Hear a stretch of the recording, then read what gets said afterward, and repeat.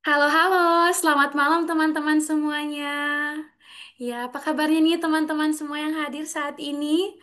Oke, semoga teman-teman ada dalam keadaan yang baik, ada dalam keadaan yang sehat ya teman-teman. Ya, senang sekali rasanya karena kita semua yang ada saat ini boleh terkumpul, boleh bertemu bersama di dalam ruangan Zoom ini. Dan tentunya untuk menghadiri acara webinar yang keren banget yang bertajuk ADHD Uncover, Science, Diagnosis, and Support yang merupakan bagian dari kampanye kesehatan yaitu SPARK, Support and Preserve Awareness of Resilient Kids with ADHD. Wah, tentunya kita semua yang ada saat ini udah nunggu-nunggu ya untuk pelaksanaan webinar di malam hari ini. Alias udah nggak sabar untuk mengikuti webinarnya. Ayo dong teman-teman yang hadir saat ini yuk boleh kasih reactionnya dong. Tunjukkan semangatnya teman-teman untuk mengikuti webinar kita. Oke, aku juga ikut reaction ya, aku kasih love nih. Oke, yuk teman-teman yang lain boleh kasih reaction, boleh clap hands atau reaction yang lain lah. Menunjukkan semangatnya kita. Wow, wow, wow, banyak nih. Wah, ini semua yang ada dalam ruangan Zoom ini pada kasih reaction ya. Artinya semuanya ini pada semangat, udah pada siap banget untuk ikut webinar kita di malam hari ini. Nah, tapi nih teman-teman ada pepatah yang bilang nggak kenal maka nggak sayang. Jadi semuanya perkenalkan nama aku Trivena hari kedua dan saat ini aku yang menjadi Master of Ceremony. Dia akan menuntun jalannya kegiatan kita di malam hari ini. Nah, teman-teman, aku juga merupakan G2 Awardee 2025. Jadi, teman-teman semua salam kenal ya, dan nantinya kita akan seru-seruan bareng dan tentunya akan mendapatkan ilmu yang bermanfaat pada webinar kita di malam hari ini. Nah, teman-teman, di sini nih ada beberapa ketentuan yang perlu teman-teman tahu sebelum kita lebih lanjut lagi masuk ke dalam kegiatan kita di malam ini. Jadi teman-teman udah dapat ya infonya di dalam grup, tapi di sini Vena sampaikan lagi ya untuk ketentuannya. Nah, yang pertama nih teman-teman yang mungkin masih ada di dalam ruangan Zoom ini, tapi untuk name-nya itu masih tidak sesuai dengan ketentuan. Jadi teman-teman boleh rename nih dengan format yang ada yaitu jenis volunteer, underscore nama, underscore asal. Jadi misalkan nih teman-teman ada yang namanya Karin, terus asalnya dari Manado. Dia merupakan online volunteer, jadi namanya bisa diganti online underscore Karin underscore Manado. Jadi sesuaikan ya dengan nama dan juga jenis volunteer dan asal dari teman-teman sekalian. Oke, kemudian ketentuan yang kedua nih teman-teman adalah teman-teman boleh kami minta untuk menyalakan kamera ya dan boleh menggunakan virtual background yang sudah dibagikan, yang sudah diberikan kepada teman-teman. Jadi buat teman-teman nih yang nggak ada kendala untuk menyalakan kamera, yuk sekarang boleh nyalakan kameranya, gunakan virtual background-nya. Nah, kemudian ketentuan yang terakhir adalah teman-teman nanti diharapkan mematikan mikrofon dan nantinya boleh mengaktifkan apabila sudah diizinkan untuk berbicara ya. Jadi mikrofonnya boleh diharapkan dimatikan dulu ya. Oke, kemudian yang selanjutnya nih teman-teman, kita akan segera membuka nih kegiatan kita dengan tentunya dengan berdoa ya. Alangkah baiknya sebelum kita memulai kegiatan kita, kita awali dengan doa. Nah, jadi teman-teman saat ini kita akan berdoa menurut agama dan juga kepercayaan kita. Saat ini saya persilahkan kita semua untuk berdoa sejenak.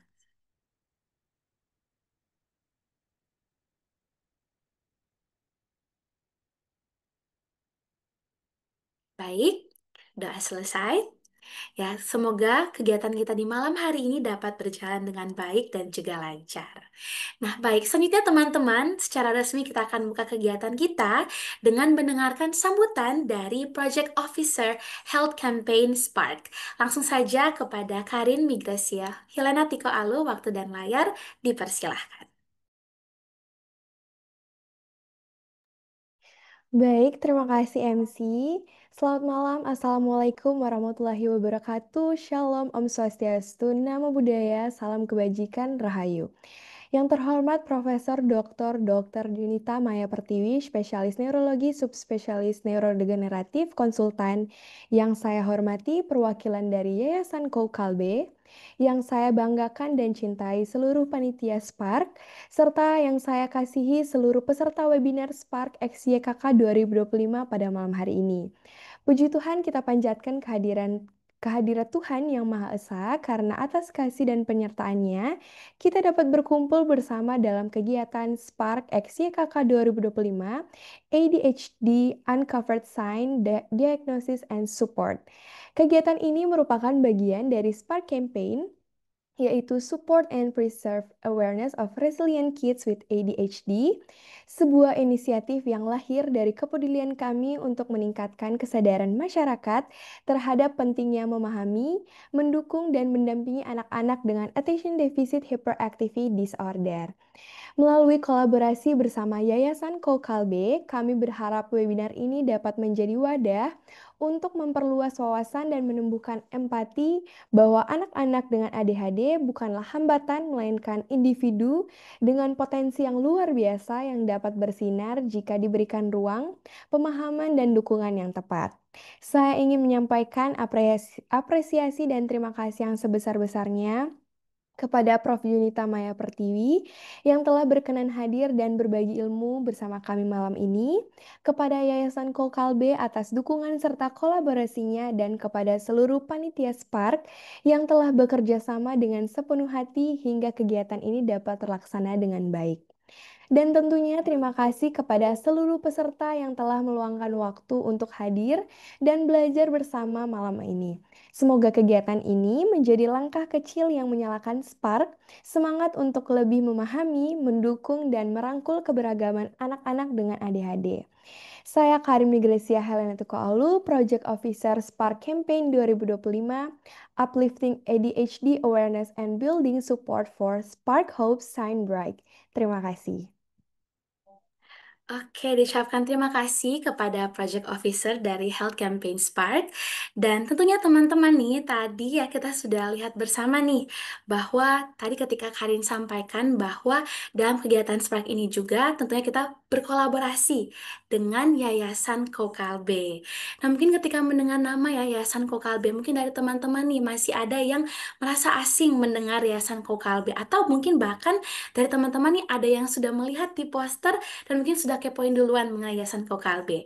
Nah, di saat ini, dalam kesempatan saat ini, Vena akan memperkenalkan mengenai Yayasan Kokalbe, yaitu salah satu kolaborator keren kita dalam acara kita di malam hari ini. Dan kakak tentunya hadir sebagai media partner sekaligus event kolaborator di dalam kegiatan kita. Nah, tentang Yayasan Kokalbe. Jadi Yayasan Kokalbe ini merupakan organisasi filantropi yang didirikan oleh keluarga Kou pada tahun 2007 dan berawal dari keyakinan bahwa pendidikan memiliki kekuatan transformatif yang dapat mengubah kehidupan dan meningkatkan kesejahteraan khususnya bagi perempuan. YKK mendukung kemandirian dan ketangguhan bagi para perempuan untuk meningkatkan kesejahteraan melalui program beasiswa pendidikan, pelatihan, serta pengembangan komunitas. Dan hingga saat ini, YKK telah menjangkau lebih dari 1.100 penerima manfaat di Indonesia. Keren ya, Yayasan Kokalbe. Dan juga Yayasan Kokalbe ini hadir dengan visi yaitu memberdayakan perempuan dan komunitasnya melalui akses pendidikan yang berkualitas sehingga mereka dapat meningkatkan kesejahteraan. Nah, dampak YKK dalam angka ini sudah ada 1.100 lebih total awardee, kemudian di antaranya itu adalah 93% perempuan, kemudian 257 institusi pendidikan, dan juga sudah ada 481 alumni yang saat ini juga telah bekerja dan memberikan dampak di berbagai industri. Nah, kemudian yang selanjutnya nih teman-teman, mungkin masih ada yang semakin ya penasaran dengan Yayasan Kokalbe. Teman-teman boleh langsung saja kepo-kepoin ya untuk sosial media dari Yayasan Kokalbe, ada di Instagram, YouTube, TikTok, Facebook, bahkan LinkedIn juga ya dengan username @yayasankokalbe. Teman-teman juga yang nggak mau ketinggalan informasi tentang Yayasan Kokalbe dan juga kegiatan yang dilaksanakan oleh Yayasan Kokalbe, boleh langsung ya teman-teman scan. Di sini ada QR untuk WhatsApp channel dari Yayasan Kokalbe. Teman-teman boleh langsung scan dan boleh langsung bergabung di WhatsApp channelnya. Supaya teman-teman boleh langsung mendapatkan informasi yang paling update dari Yayasan Kokalbe. Kemudian teman-teman juga nih, kalau yang masih mau bertanya lebih lanjut lagi tentang Yayasan Kokalbe, boleh langsung kontak Yayasan Kokalbe. Di sini ada emailnya juga yang tercantum. Kemudian juga ada nomor WhatsApp dari admin YKK atau Min KK. Teman-teman boleh langsung hubungi ya kalau ada pertanyaan lebih lanjut tentang Yayasan Kokalbe. Teman-teman juga yang mau berkolaborasi bersama YKK seperti Spark saat ini, boleh langsung scan QR-nya di sini ya teman-teman untuk kolaborasinya. Dan juga di sini ada linknya ya di bawah QR-nya. Bisa kerjasama komunitas, kerjasama media, ataupun kerjasama program. Nah teman-teman, ayo langsung boleh kepoin ya untuk Yayasan Kokalbe. Karena di sini juga Karin dan Vena adalah penerima dari beasiswa Yayasan Kokalbe yaitu Jitu 2025. Siapa tahu ya teman-teman juga bisa ikut menjadi sama seperti kita yaitu awardee dari beasiswa yang disiapkan atau diberikan oleh Yayasan Kokalbe. Oke, selanjutnya. Nah, di sini teman-teman sebelum kita masuk ya ke dalam inti dari acara kita, ke dalam pemaparan materi, ini aku mau nih supaya kita ikut materinya dalam suasana yang santai, terus moodnya juga bagus. Jadi kita saat ini akan ikut ice breaking supaya teman-teman itu boleh lebih cair lagi ya suasananya dan juga nggak tegang lagi.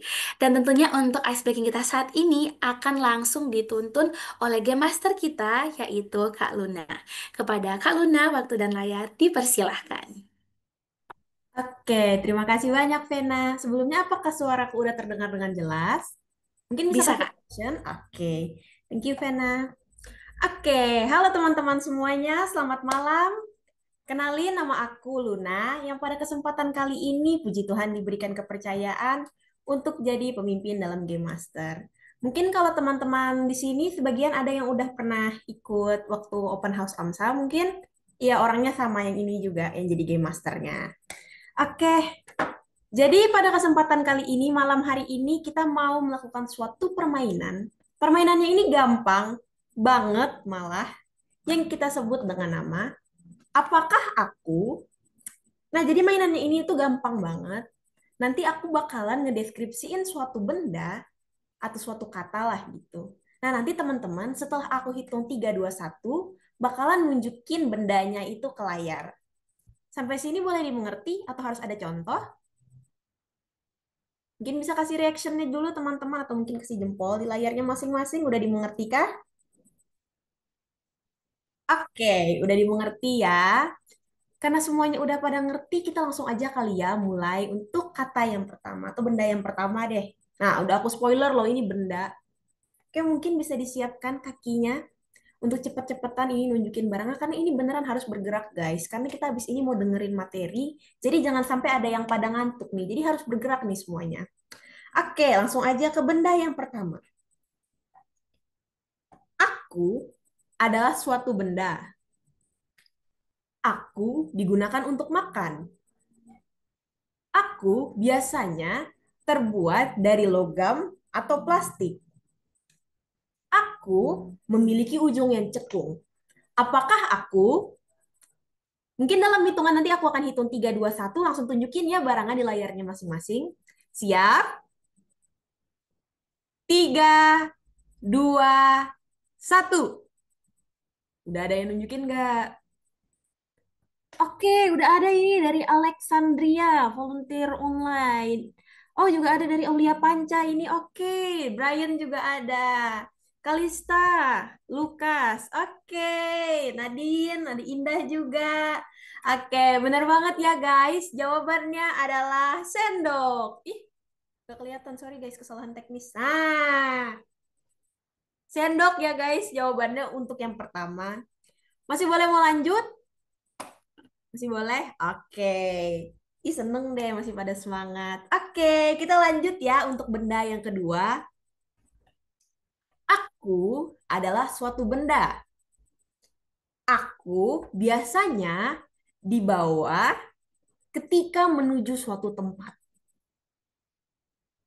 Jeng, jeng, jeng, jeng, jeng. Udah ada yang kepikiran? Belum ya? Pada belum kepikiran. Oke, ini clue terakhir. Aku biasanya berisi cairan. Apakah aku? 3, 2, tunggu, tunggu. Hitung dulu dong. 3, 2, 1 dulu dong. Udah pada bersemangat nih. Turunin dulu. Ya, udah spoiler. Gak apa-apa, gak apa-apa. Kita hitung sama-sama ya. 3, 2, 1. Yeay, pada bener. Wah, pinter banget, hebat-hebat nih. Padahal aku udah bikin clue-nya seambigu mungkin loh. Udah ketebak ya ternyata ini botol minum. Nah, ini karena virtual background, botol aku agak-agak nyatu guys, karena botol aku warna hijau kebetulan. Oke, thank you guys. Masih boleh mungkin mau lanjut lagi? Masih boleh? Mungkin kasih jempolnya dulu di layar. Oke. Apa ya? Oke, ini deh. Ini harusnya pada nggak bisa nebak sih, karena ini jujur susah banget, guys. Pasti kebanyakan pada nggak bisa nebak sih, kata aku mah. Oke. Aku adalah suatu benda.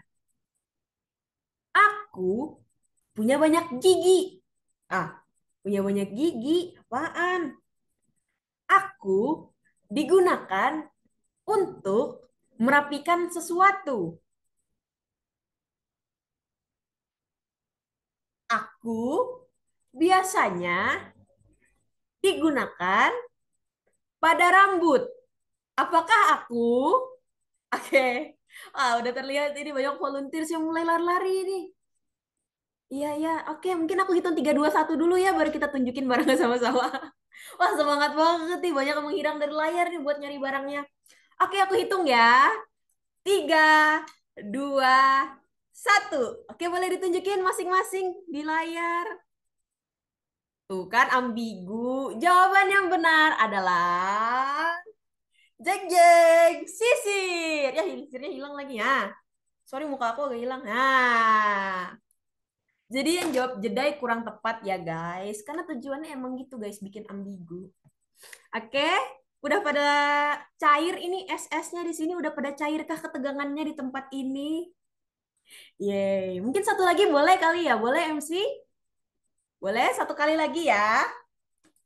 Oke,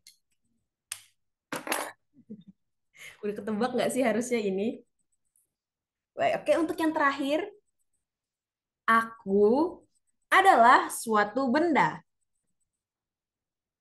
Aku biasanya memiliki tangkai. Aku digunakan di mata. Apakah aku? 3, 2, 1. Oke, oh, ini apalagi yang pada pakai kacamata nih curang banget langsung nunjukin kacamata kayak gini. Wah, oke. Kayaknya udah pada cair nih ketegangannya. Berarti udah siap ya? Iya benar, kacamata jawabannya.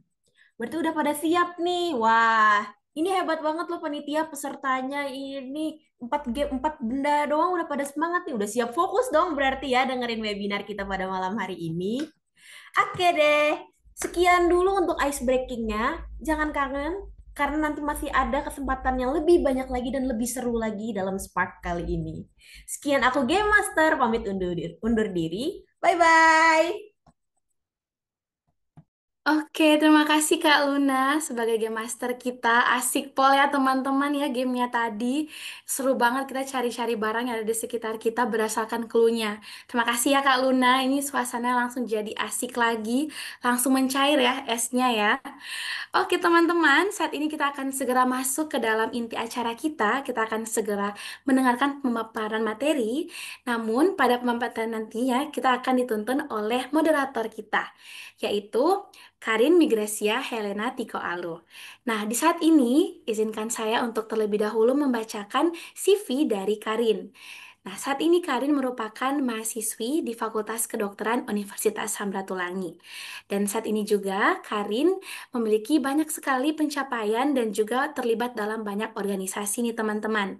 Nah, tentunya Karin juga pernah menempuh pendidikan di SMA Taruna Nusantara. Nah, ada beberapa pengalaman organisasi yang Karin miliki, yaitu saat ini Karin terlibat di dalam organisasi AMSA Universitas Samratulangi dan juga AMSA Indonesia. Nah, kalian juga memiliki banyak sekali pengalaman nih teman-teman dan terlebih khususnya juga di dalam AMSA Indonesia dan juga AMSA Unsrat. Di AMSA Unsrat, Karin pernah menjadi volunteer dalam World Diabetes Day 2024, kemudian juga pernah menjadi anggota dalam beberapa kepanitiaan yang ada di AMSA Unsrat. Dan kemudian pada AMSA Indonesia, Karin pernah menjadi General Delegate dalam National Community Outreach Gathering 2024. Kemudian juga pernah menjadi volunteer dalam National Nutrition Day 2025, pernah menjadi volunteer dalam World Obesity Day 2025. Kemudian juga pernah menjadi participant dalam Event of the Year Competition 2024. Kemudian juga pernah menjadi volunteer dalam Cheaper Campaign.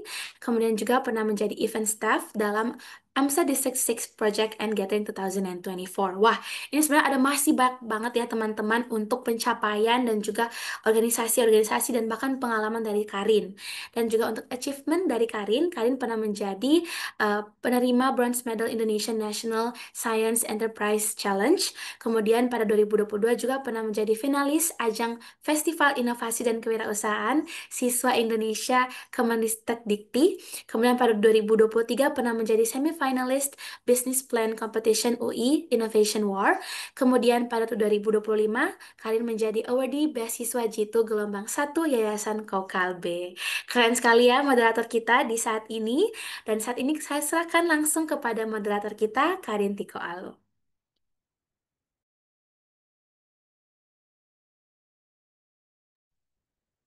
Baik, terima kasih untuk kesempatannya. Selamat malam Sparkle semuanya. Perkenalkan, saya Karin Migrasia Helena Tikoalu yang akan menemani teman-teman semua sebagai moderator dalam webinar ADHD Uncovered Sign Diagnosis and Support, bagian dari Spark Campaign Support and Preserve Awareness of Resilient Kids with ADHD.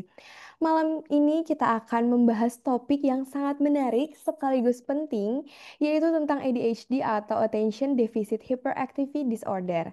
Nah, mulai dari tanda-tanda, proses diagnosis, hingga bentuk dukungan yang bisa diberikan bagi anak-anak dengan ADHD. Wah, pasti nggak sabar banget kan untuk dengar langsung dari narasumber kita malam ini. Sebelum itu, mari kita simak lebih dahulu kurikulum vitae dari beliau. Kepada panitia boleh dibantu untuk share screen CV dari narasumber kita pada malam hari ini.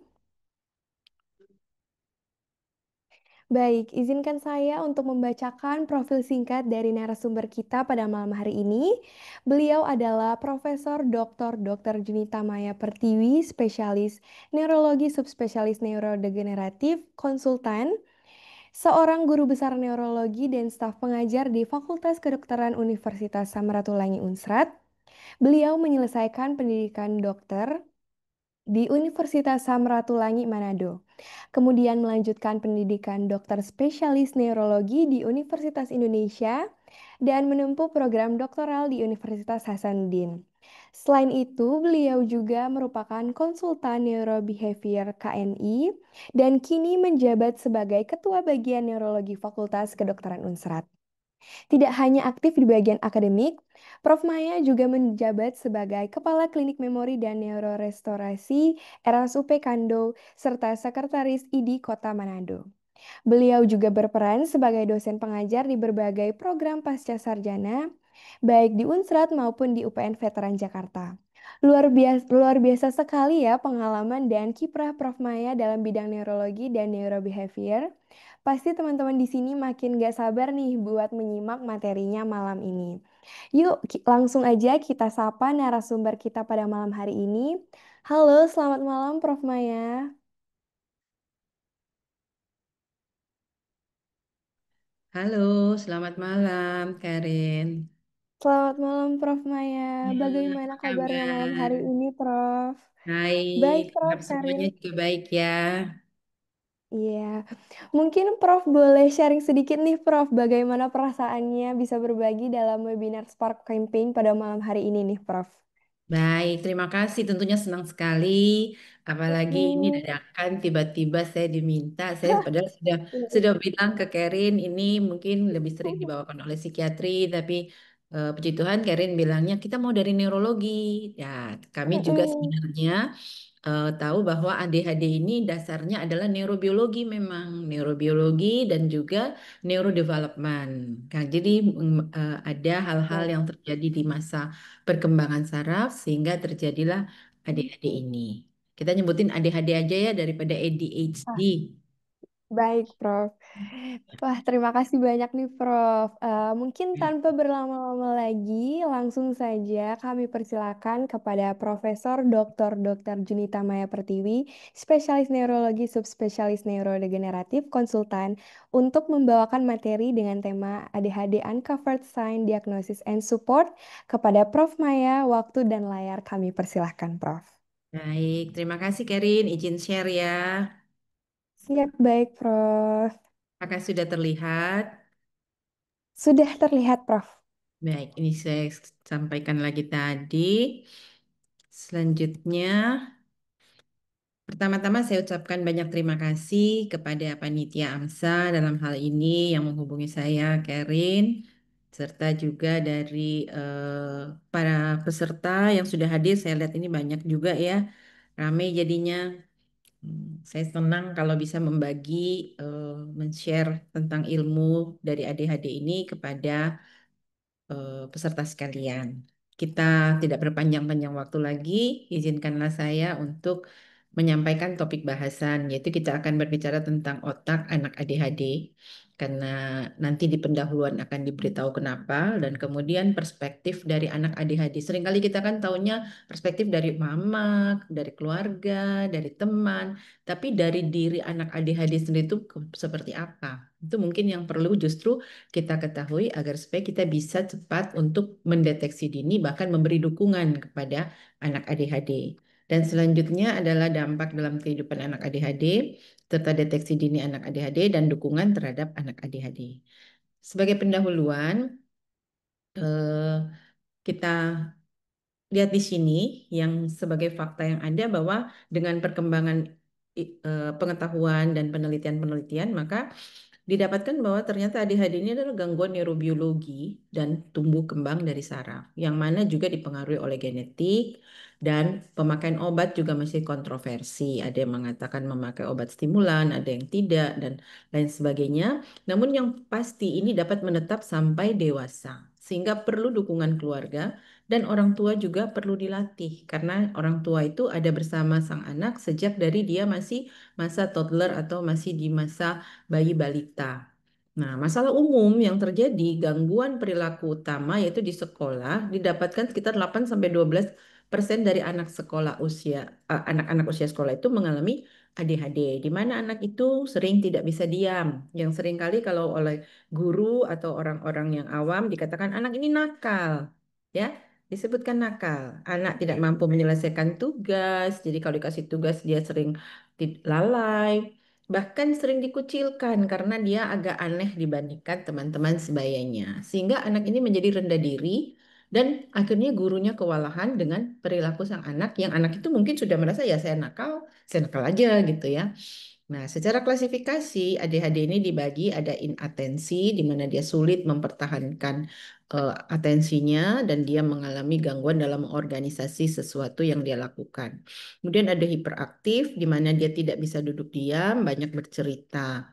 Dan yang impulsif, dia bertindak ataupun bicara sering tanpa dipikir lebih dahulu dan suka menginterupsi dari pembicaraan orang karena dia tidak dapat menahan impulsnya itu. Ataupun kombinasi, yaitu gejala-gejala inatensi, gejala-gejala hiperaktif, atau gejala-gejala impulsif yang saling berkombinasi tidak sesuai dengan apa yang sudah ada dari tiga ini. Oke.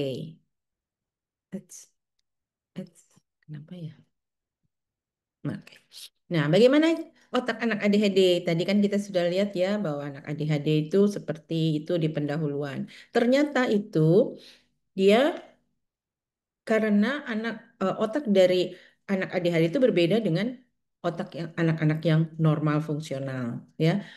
Yaitu anak-anak ADHD otaknya membutuhkan waktu lebih lama untuk pematangan. Biasanya anak 5 tahun tuh sudah cukup baik arbor sinapsnya dan dia akan menjadi pematangan terus setelah sampai dewasa bahkan sampai umur 25 tahun untuk daerah prefrontal ya.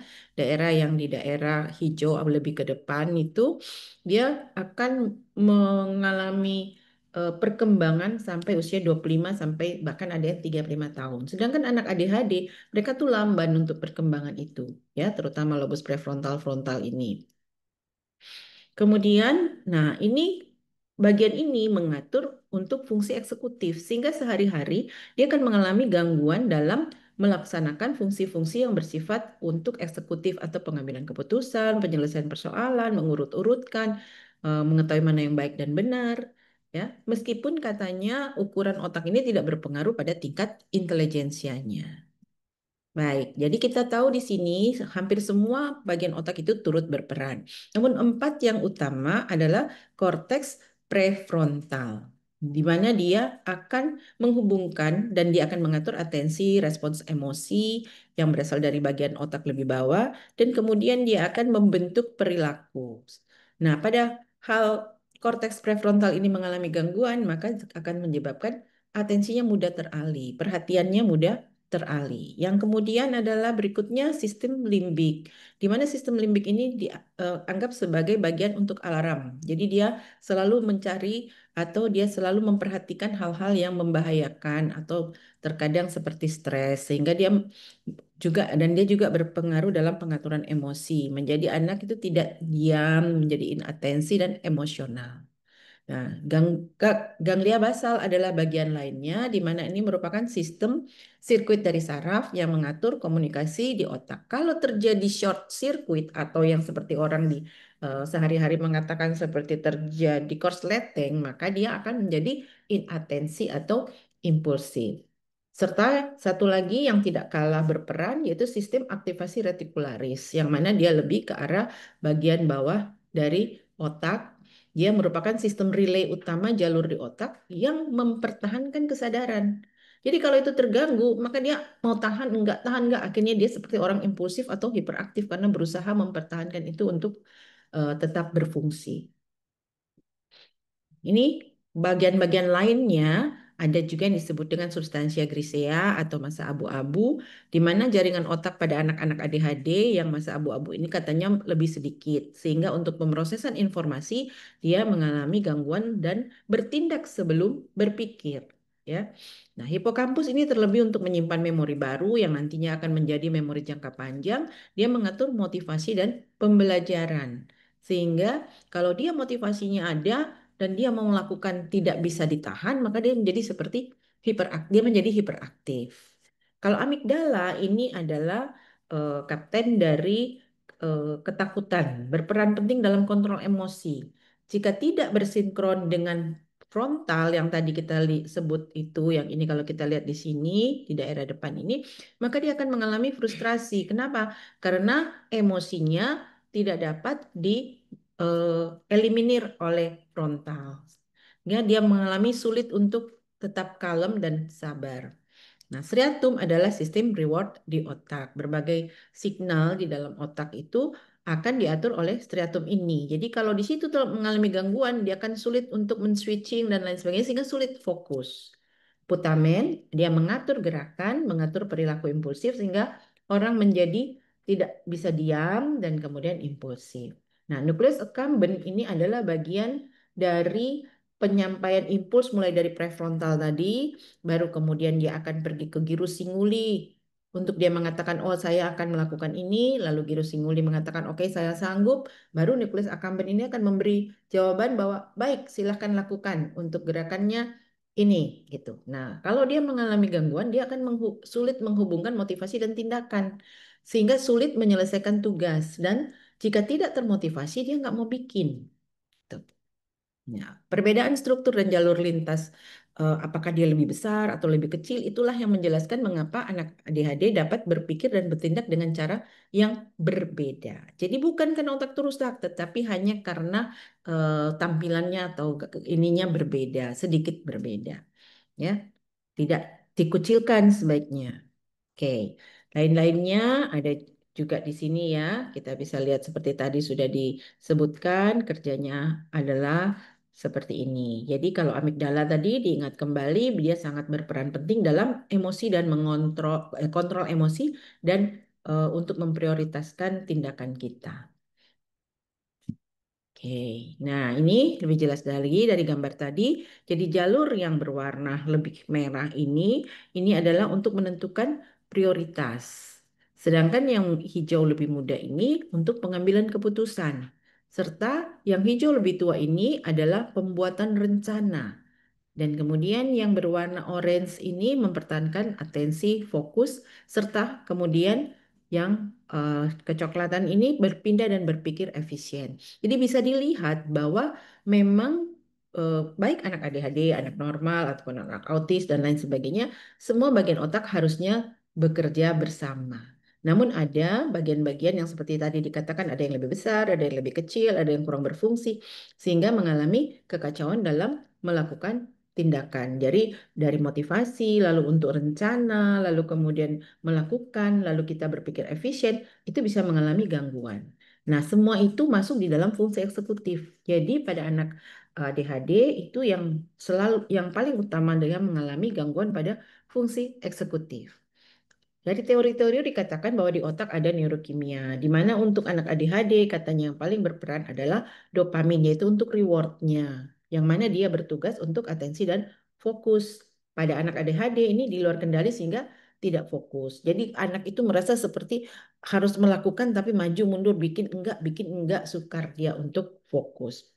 Nah, neurotransmitter yang lain juga turut berperan, yaitu neurotransmitter inhibitorik yang menahan ataupun eksitatorik yang justru membuat dia menjadi lebih impulsif. Seringkali hal tersebut menyebabkan impulsif dan membuat emosi itu naik turun. Sehingga otak itu bingung bagaimana dia berproses dan anak ADHD itu akhirnya hiperaktif, impulsif, ya, atensi. Ya. Sekarang kita masuk ke perspektif Oke, ADHD ya. Jadi apa yang mereka lihat, apa mereka katakan dan apa yang mereka rasakan, itulah yang membuat ngelapar kita kayak. bisa mengerti akan anak ADHD tersebut ya.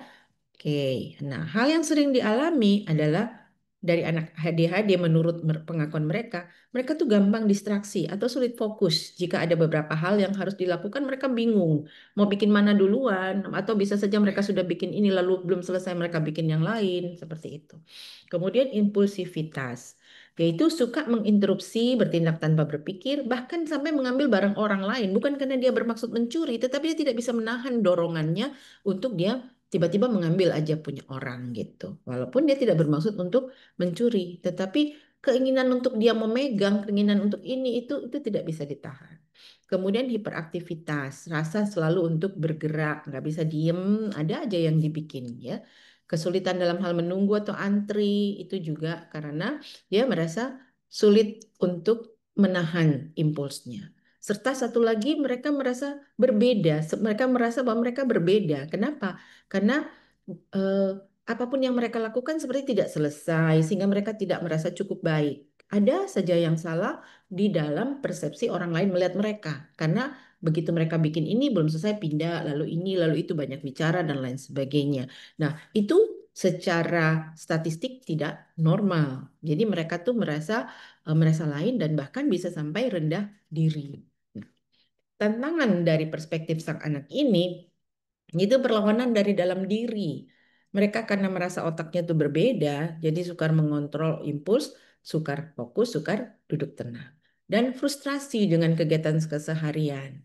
Ya, hal yang sederhana seperti dari bangun tidur, mau pergi ke sekolah, lalu dia harus pakai seragam, dia mandi, pakai sarapan, pakai seragam, dan lain sebagainya, itu bisa kacau balau di dia. Ya, karena tidak mampu mengatur, mengorganize serta atensinya gampang teralih. Baru pakai baju dia sudah lari pergi lihat sepatunya dan lain sebagainya. Kemudian kesulitan bersosialisasi. Biasanya dalam pertemanan mereka tuh suka ditolak oleh teman sebaya. Kenapa? Nggak normal, tidak sesuai dengan standar apa yang biasanya anak-anak itu ada. Ya.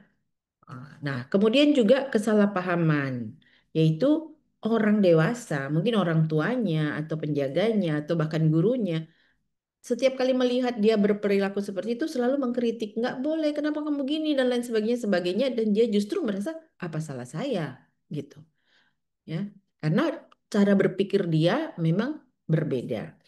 Nah, akibatnya anaknya juga kemudian menjadi rendah diri seperti yang dikatakan tadi ya, sehingga dia akhirnya bisa malah tidak mau sekolah nantinya dan lain sebagainya. Kemudian emosinya berlebihan, sering marah tiba-tiba, cemburu, iri, sedih gitu ya. Gampang sekali terjadi pada anak-anak ADHD. Nah, ini salah satu puisi yang ditulis Tapi mohon maaf saya copes temen nggak besarin nggak bisa. Tapi di sini bisa kita lihat bahwa kamu boleh datang ke aku, ambillah tanganku dan aku akan ajarkan kamu bagaimana ADHD itu sehingga kamu tahu dan aku bisa aku bisa menjelaskan bahwa aku punya otak yang berbeda dan lain sebagainya. Pokoknya segala sesuatu tuh mereka tuh tahu tapi mereka merasa lain dari yang teman-temannya atau yang peer grupnya itu atau teman sebayanya. Nah, bagaimana dampak dalam kehidupannya? Mereka mengalami kesulitan dalam akademis, ya, mengalami masalah dalam hubungan dan kemudian masalah perilaku. Ya, kesulitannya di sekolah karena mereka gangguan atensi dan nggak bisa mengatur sehingga sulit naik kelas. Karena kenapa? Di sekolah kan dipakaikan standar yang normal, anak normal. Jadi dia harus gini, harus gini, harus gini, bikin PR dan lain sebagainya. Sedangkan dia, walaupun dia bisa bikin, tapi dia gampang teralih gitu sehingga dia menjadi kurang percaya diri di sekolah. Bisa hasil akademisnya juga tidak sesuai, tidak achieve dengan eh, harus yang dia capai gitu. Kemudian relationship problem, dia penuh tantangan dalam interaksi sosial. Bisa merasa kesepian karena suka ditinggal sama teman-teman dan dia merasa dirinya lain dibanding teman-teman sebaya. Nah, masalah perilaku yaitu kalau sering-sering mengalami seperti ini, maka dia pun akan mengalami emosi dan perilakunya akan malah tidak sesuai dengan apa yang seharusnya. Orang seperti orang kalau mengalami beban berat, ditindih dan lain sebagainya menurut dia gitu ya. Kayak kita orang dewasa bilang stres, tentu akan lain eh, behaviornya dalam mensiasati kehidupan sehari-hari. Nah, akhirnya ini bisa menyebabkan kesulitan pada orang tua. Orang tuanya sendiri berkelahi, konflik dalam keluarga, dan ada memang betul sampai orang tuanya bercerai hanya karena masalah anak yang mereka berdua tidak bisa mengatasinya karena saling menyalahkan satu sama lain. Oleh sebab itu perlu sekali deteksi dini. Keuntungan dari deteksi dini dan intervensi yaitu kita bisa memperbaiki luaran akademik dan sosial. Kita bisa menurunkan risiko masalah kesehatan mental, meningkatkan harga diri, mencegah kehidupan oleh dorongan negatif yang seringkali mereka kalau mereka seperti itu merasa mereka lain, rendah diri, maka bisa saja punya keinginan untuk bunuh diri dan bisa meningkatkan psikoedukasi dan kesadaran. Transisi yang lebih baik menuju kedewasaan. Kenapa? Karena mereka otaknya mengalami perlu waktu untuk pematangan. Jadi waktu kita deteksi dini kita bisa bantu dengan berbagai pelatihan, berbagai terapi, edukasi, kita bisa membuat dia mengalami pendewasaan. Dan di atas semuanya juga kita melakukan penyelesaian masalah dengan lebih proaktif, bukan hanya nunggu nanti kalau dia udah parah baru kita atasi gitu ya. Nah, deteksi dini ini perlu kita ketahui diagnosisnya dulu ya. Diagnosis yang dipakai DSM-5 yang sudah direvisi atau juga ICD-11. Nah, untuk DSM-5 ini dikatakan bahwa pertama kita harus lihat onset dari gejalanya, yaitu sebelum usia 12 tahun. Dan untuk deteksi dini biasanya 4 sampai 5 tahun. Bahkan kalau di salah satu yang saya baca bisa sampai 3 tahun pun kita bisa dapatkan bahwa anak ini ADHD. Dan kemudian kita lihat simptomnya, apakah benar dia ada gejala spesifik inatensi, hiperaktif impulsif atau tidak. Kemudian gejala ini akan menyebabkan gangguan dalam kegiatan keseharian, baik di rumah, di sekolah, atau lingkungan sosial. Dan gangguan yang berada di sekolah, di rumah, lingkungan sosial ini, jika dia minimal dua, yaitu di rumah dan di sekolah, maka dia bisa dikatakan bahwa memenuhi kriteria dari ADHD. Serta kita mengeluarkan kondisi-kondisi medis atau mental lain yang bertanggung jawab dengan gejala yang ada. Jadi gejalanya sama tetapi gejala ini tapi bukan disebabkan oleh hal-hal yang lainnya. Maka dia bisa dimasukkan ke dalam kriteria diagnosis ADHD sehingga deteksi dini yang kita dapatkan ini bisa segera kita lakukan tindakan yang proaktif. Nah, bagaimana dukungan terhadap anak autis? Anak autis ini dia sangat berhubungan dengan kualitas hidup yang signifikan mengalami penurunan, baik kualitas hidup maupun fungsi sehari-hari. Kenapa? Karena waktu dia anak-anak kan usia sekolah itu harus masuk sekolah, sedangkan akademiknya mengalami ketidaksesuaian dengan apa yang seharusnya. Jadi tinggi kegagalan dalam studi. Belum lagi orang tua yang tidak mengerti, lalu orang tua berkelahi dan lain sebagainya, atau yang biasanya eh, low educated atau uneducated, orang tuanya mereka eh, menunjukkan sikap-sikap yang tidak perlu diketahui oleh anaknya, jadi mereka berkelahi tentang anak itu di depan dia dan lain sebagainya. Jadi dia makin kemudian menjadi rendah diri, sehingga kemudian dia juga mengalami berbagai hal yang berikutnya. Juga belum lagi penolakan sosial dari teman-teman sebaya yang seperti tadi sudah disebutkan dan cenderung kriminal, serta kurangnya fungsi okupasi, bahkan anak itu jadi motivasinya nggak bagus, ya udah makan aja gitu, jadi obes. Kemudian ya kita tahu bahwa dia tidak bisa mengatur emosionalnya, dan karena dengan berbagai kegagalan dia tidak bisa bekerja sehingga mengalami pengangguran, bahkan sampai ke percobaan bunuh diri karena motivasi udah nggak bagus, kemudian dengan keadaan-keadaan yang tidak sesuai ya. Nah, oleh sebab itu juga sangat butuh dukungan dari orang tua. Yaitu orang tua itu harus fokus pada kualitas anak, ya, kualitas yang baik dari si anak ADHD ini. Jadi kalau anak itu dia inatentif, dia hiperaktif atau dia impulsif, tetapi dia punya kebaikan, misalnya dia suka lucu atau dia apa. Nah, dari kualitas yang baik itu masuklah kita untuk masuk ke terapinya. Kemudian menerapkan disiplin bukan hukuman. Banyak orang tua, apalagi yang low educated atau uneducated, mereka cuma tahu menghukum. Apalagi hukuman dengan hukuman fisik, memukul dan lain sebagainya, membuat anak tuh ketakutan. Kalau dia takut, yang berkembang adalah emosi primernya, yang berkembang itu adalah daerah limbik tadi, yang daerah otak bagian lebih ke bawahnya, bukan human brain yang berkembang. Nah, sebaiknya orang tua juga jangan menyalahkan atau cuma mengeluh saja tentang anak ini. Sebenarnya kalau orang tua menyalahkan anak ini berarti orang tuanya yang lebih parah ya. Jadi yang harus diterapi adalah orang tuanya. Mengajak anak bermain atau latihan teratur. Jadi anak itu kerjanya main. Saya ingat anak saya dulu kecil, yang bungsu, dia hobinya main. Saya katakan gini, Timothy, main terus. Terus dia gini, Mami, Mimi kan anak kecil, jadi Timothy kerjanya main. Ya saya juga sadar juga, oh iya iya. Nah, jadi berbahagialah kalau anak-anak itu kerjanya main. Sesungguhnya di sekolah, kalau kita tahu di daerah-daerah yang negara-negara yang sudah maju, mereka tidak memberikan PR untuk anak. Ya sekolah diselesaikan di sekolah. Di rumah adalah mereka mengerjakan pekerjaan di rumah, chores ya itu mereka membantu orang tua mengepel, membersihkan rumah dan lain sebagainya, memasak lain sebagainya. Itu adalah keterampilan hidup yang justru sebenarnya sangat diperlukan. Ya, kita ya kasih PR di rumah sebanyak-banyaknya PR sehingga mereka nggak punya kesempatan main. Padahal kehidupan mereka adalah bermain sambil belajar, ya, berlatih. Kemudian berkomunikasi efektif dengan guru. Orang tua jangan malu kalau misalnya anaknya dirasakan lain gitu, dia harus berkomunikasi dengan guru. Ya, bahkan guru itu kalau kita punya anak seperti itu disampaikan ke guru, ke wali kelas, ke guru, guru bisa punya ada yang namanya guru shadow dan bisa membantu dia di dalam kelas. Serta guru juga bisa memberi pengertian kepada teman-teman sekelas agar tidak membuli dia. Karena anak-anak yang suka membuli sesungguhnya anak-anak itu yang harus dibawa untuk diterapi, ya. Kemudian konsistensi aturan, feedback positif jelas. Jadi kalau aturan pertama nggak boleh gini, jangan sesudah itu boleh. Anak tuh bingung, ya, karena dia harus membentuk sinaps yang baik untuk eh, suatu aktivasi atau sesuatu aktivitas gitu. Kalau baru hari ini bikin gini, besok sudah lain, bingung dia. Nah, tetap kalem dan tidak berteriak. Kenapa tidak boleh berteriak? Karena teriakan itu nadanya tinggi, sedangkan anak-anak yang dengan spektrum ini, otak mereka tuh sering gelombang lambat, ya. Dan buat lebih berharga diri. Kalau kita memberi harga diri, kita memberi pujian, hati yang gembira adalah obat paling mujarab. Sinapsnya langsung nyambung karena olinya bagus jalannya.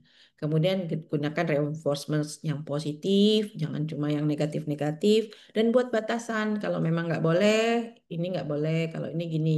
Dan kalaupun ada batasan-batasan seperti larangan-larangan yang tidak boleh, harus diberikan penjelasan. Jangan dianggap anak masih kecil, tidak mengerti. Biarlah mereka berlogika, belajar berlogika.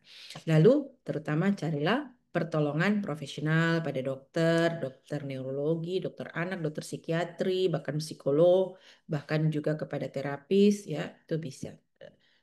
Sekarang bagaimana dengan guru dan strategi di kelas? Anak itu sebaiknya dekat dengan guru, jadi orang tua harus mengkomunikasikannya sehingga guru bisa mengerti dan dia dekat dengan guru supaya dia jangan bully sama teman-temannya. Duduk di barisan depan supaya dia lebih atentif, dia lebih memperhatikan. Jauh dari jendela. Kenapa? Kalau orang lewat nanti dia distract lagi, pintu, AC segala macam, dia kedinginan, apa dia distract, ganggu lagi.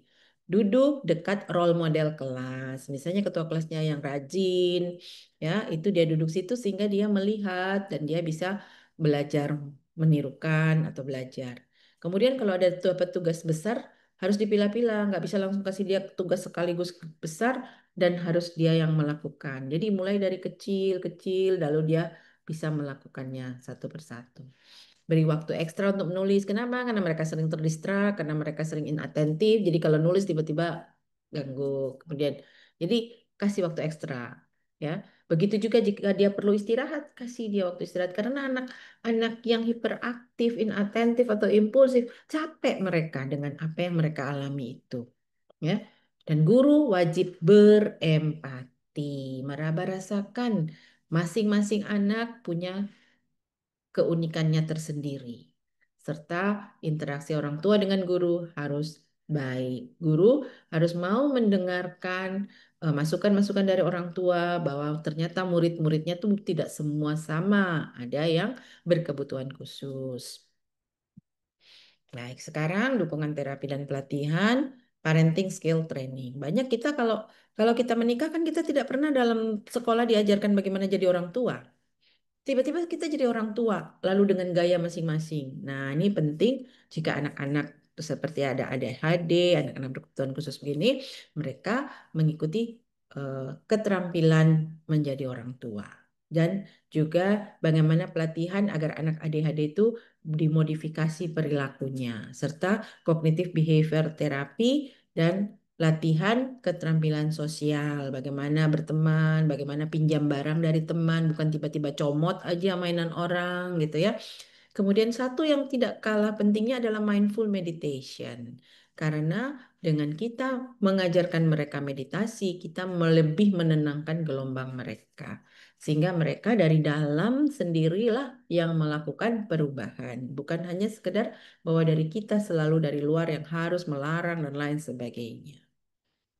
Resume, kami berharap bahwa edukasi mengenai ADHD ini bisa diketahui oleh banyak orang sehingga terutama stigma yang selama ini orang menganggap anak ADHD adalah anak nakal dan sehingga masyarakat semakin tergerak untuk memberi dukungan pada anak-anak dengan ADHD. Misalnya kalau mereka ke mall, kita sudah memakluminya, kita sudah bisa mengerti dan kalau lihat anak itu bukan malah digosipin atau malah dibentak atau lain sebagainya, tapi kita lebih bisa berempati dengan anak-anak ini di lingkungan sosial mereka, baik dalam aspek akademik, sosial maupun emosional.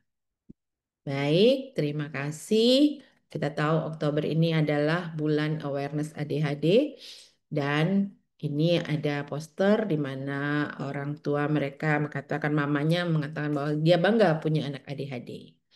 Oke, seperti saya juga, saya bangga punya anak yang autis. Dengan begitu kita jadi mengerti banyak hal bahwa normal itu memang hanya secara statistik. Banyak anak-anak yang punya kelebihan dengan cara mereka masing-masing. Terima kasih.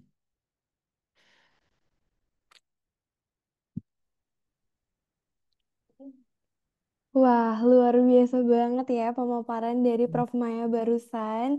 Tadi kita sudah belajar banyak nih tentang bagaimana kita mengenali ADHD sejak dini, proses diagnosis yang tepat, dan pentingnya dukungan dari lingkungan sekitar bagi anak-anak dengan kondisi ini. Terima kasih banyak Prof. Maya atas Terima pemaparannya yang kasih. sangat menarik dan penuh wawasan ini. Nah, teman-teman, sekarang saatnya kita masuk ke sesi Q&A atau tanya jawab nih teman-teman. Nah, pada para peserta dipersilakan untuk bertanya dan mekanismenya adalah teman-teman bisa menggunakan fitur raise hand, Kemudian setelah dipersilahkan dapat menyalakan mikrofonnya dan memperkenalkan diri terlebih dahulu, lalu menyebutkan pertanyaannya. Atau bisa juga pertanyaannya disampaikan lewat kolom chat dengan format nama underscore pertanyaan, atau jika mungkin masih malu-malu dapat menyampaikan pertanyaannya melalui private chat ke aku secara anonim. Boleh dipersilakan nih teman-teman yang mau bertanya. Sebelumnya, Prof, Karin juga Ya, izin silakan. menyampaikan bahwa saat di give form pendaftaran juga Karin mencantumkan kolom bahwa jika ada pertanyaan yang akan disampaikan di webinar, akan Karin sampaikan pada malam hari ini. Tapi dipersilahkan dulu kepada teman-teman yang mau bertanya pada sesi malam hari ini, eh, lebih dahulukan, Prof. Iya. Biasanya yang mengikuti secara langsung adalah kehormatan ya. Iya, betul banget, Silakan Prof. tanya, santai aja kita anggap aja ngobrol di warung kopi. Saya juga udah sedia minum sambil ngobrol, bincang-bincang tentang ADHD.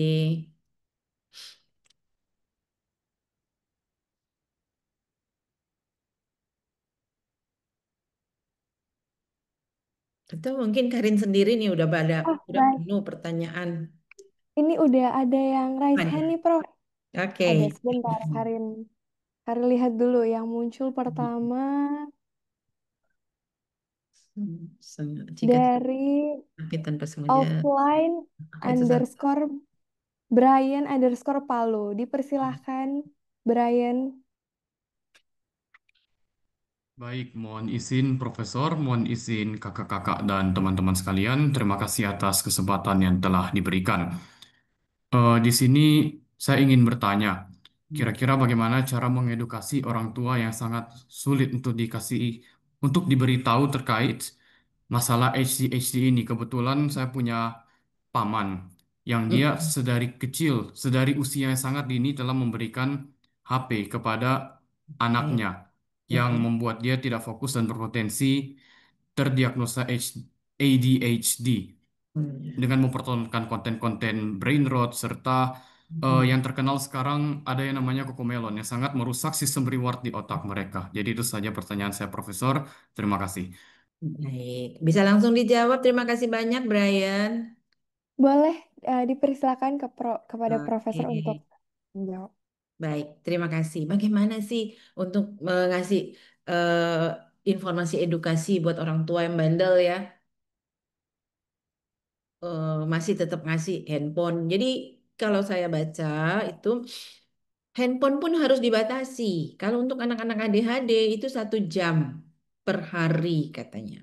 Hanya sekedar dia diberi bahwa dia boleh, tetapi nggak boleh sampai dia mengalami yang disebutnya mengalami berulang-ulang ya, seperti OCD gitu dia ulang-ulang sehingga rewardnya tuh yang dia dapatkan dengan cara menonton. Padahal reward itu tidak hanya dengan cara seperti itu ya. Jadi bisa dibikin dia diajarkan untuk bagaimana kehidupan sehari-hari. Karena kita tahu anak ADHD ini dengan gangguannya yang dialami di fungsi eksekutif, maka dia kegiatan sehari-harinya itu mengalami gangguan. Jadi dia dilatih dengan cara yang menyenangkan dia.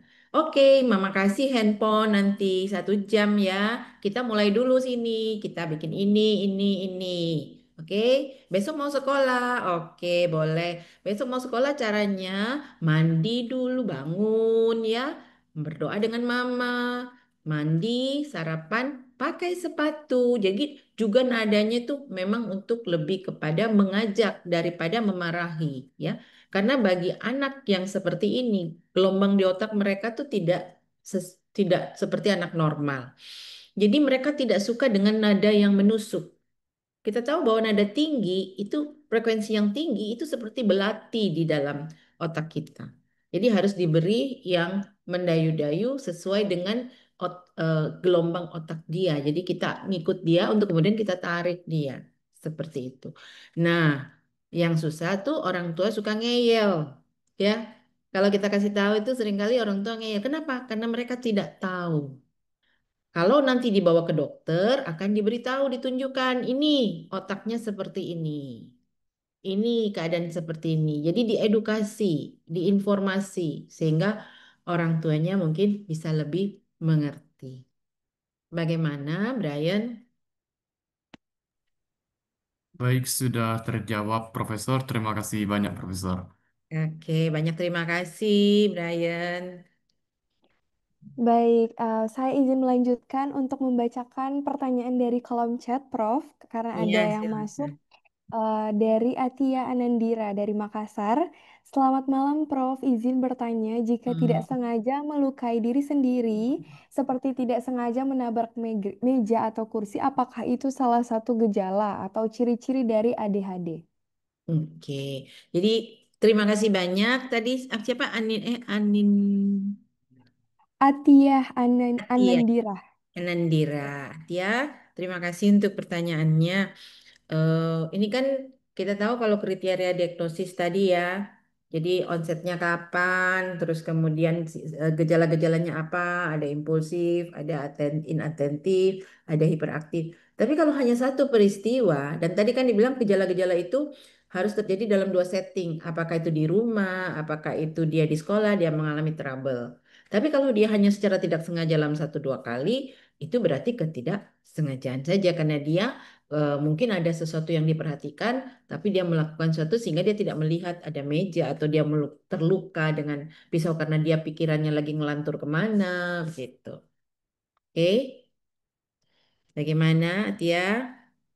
Baik, terima kasih untuk jawabannya, Prof. Mungkin dari Atia, apakah sudah puas dengan jawabannya atau masih ada yang ingin ditanyakan lagi? Dipersilahkan ya. Sudah, Prof. Terima kasih banyak, Ya, Prof. terima kasih banyak. Ya, ada lagi, Oke. silakan santai Eh, aja nanya. Karin izin membacakan pertanyaan dari anonim, Prof. Masuk di private chat Karin. Hmm, Izin Prof ingin bertanya, kalau ingin konsultasi ke dokter atau psikolog hmm, terkait hmm. apakah saya punya ADHD, apakah boleh secara online? Oke, baik.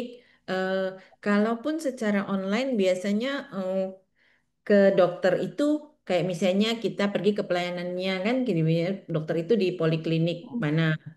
Seperti kami ada Mm-mm. di poliklinik di neurologi. Nah, itu memang online apa namanya pendaftarannya mungkin tapi harus datang ya. Kalau yang untuk online kami belum belum bikin yang secara online. Kalau nanti mau cari tanya-tanya aja silakan WA saya nanti ditanya ke panitia. Gitu. Oke, baik. Tidak Terima dipungut kasih. bayaran. Gratis ya, Prof. Iya. Terima kasih banyak Prof untuk Iya. jawabannya. Terima Selanjutnya, kasih. Karin izin membaca pertanyaan dari kolom chat lagi dari Aminur Mardliyah. Mohon maaf jika ada salah Hmm, dalam penyebutan nama. hmm, Izin bertanya Prof terkait kondisi otak, apakah ADHD bisa terjadi pada orang dengan usia dewasa, di hmm, mana hmm, perkembangan otak tidak secepat masa anak-anak hingga remaja? hmm. Oke. Jadi intinya adalah apakah dia ADHD bisa terjadi pada orang dewasa, Prof. Oke, jadi seperti di pendahuluan saya tadi dikatakan bahwa memang ini terjadi pada anak-anak tetapi bisa menetap sampai dewasa. Namun kalau dia terjadi tiba-tiba di masa dewasa, kita kembali ke kriteria diagnosis, yaitu dia terjadi di bawah usia 12 tahun. Ya, dia terjadi di bawah usia 12 tahun dengan settingan bisa gangguan di sekolah, gangguan di rumah, atau gangguan di tempat sosial, tapi bisa sampai dewasa. Gitu. Baik, Oke. terima kasih untuk jawabannya, Prof. Ini. Makin banyak nih, Prof, Ya, untuk silahkan, nggak pertanyaannya. masalah, silahkan. Ada Kita yang diskusi masuk santai. deh, siap. Ada Mm-mm. dari anonim, Prof. Mm-mm. Bertanya lewat private chat. Mm-mm. Bagaimana langkah awal untuk menghindari self-diagnosis ADHD ya, Prof? Apalagi untuk kita yang udah di umur dewasa gini. Terima kasih, Prof. Menghindari self-diagnosis. Iya, betul. Jadi mendiagnosis diri sendiri. Iya, begitu, Prof. Oke, baik. Jadi sebenarnya untuk diagnosis, sedangkan dokter juga kita tidak sembarang untuk mendiagnosis, karena nanti overdiagnosis. Ya, kalau overdiagnosis akhirnya mungkin bukan ADHD, tetapi dianggap ADHD. Itu pun sedang dokter.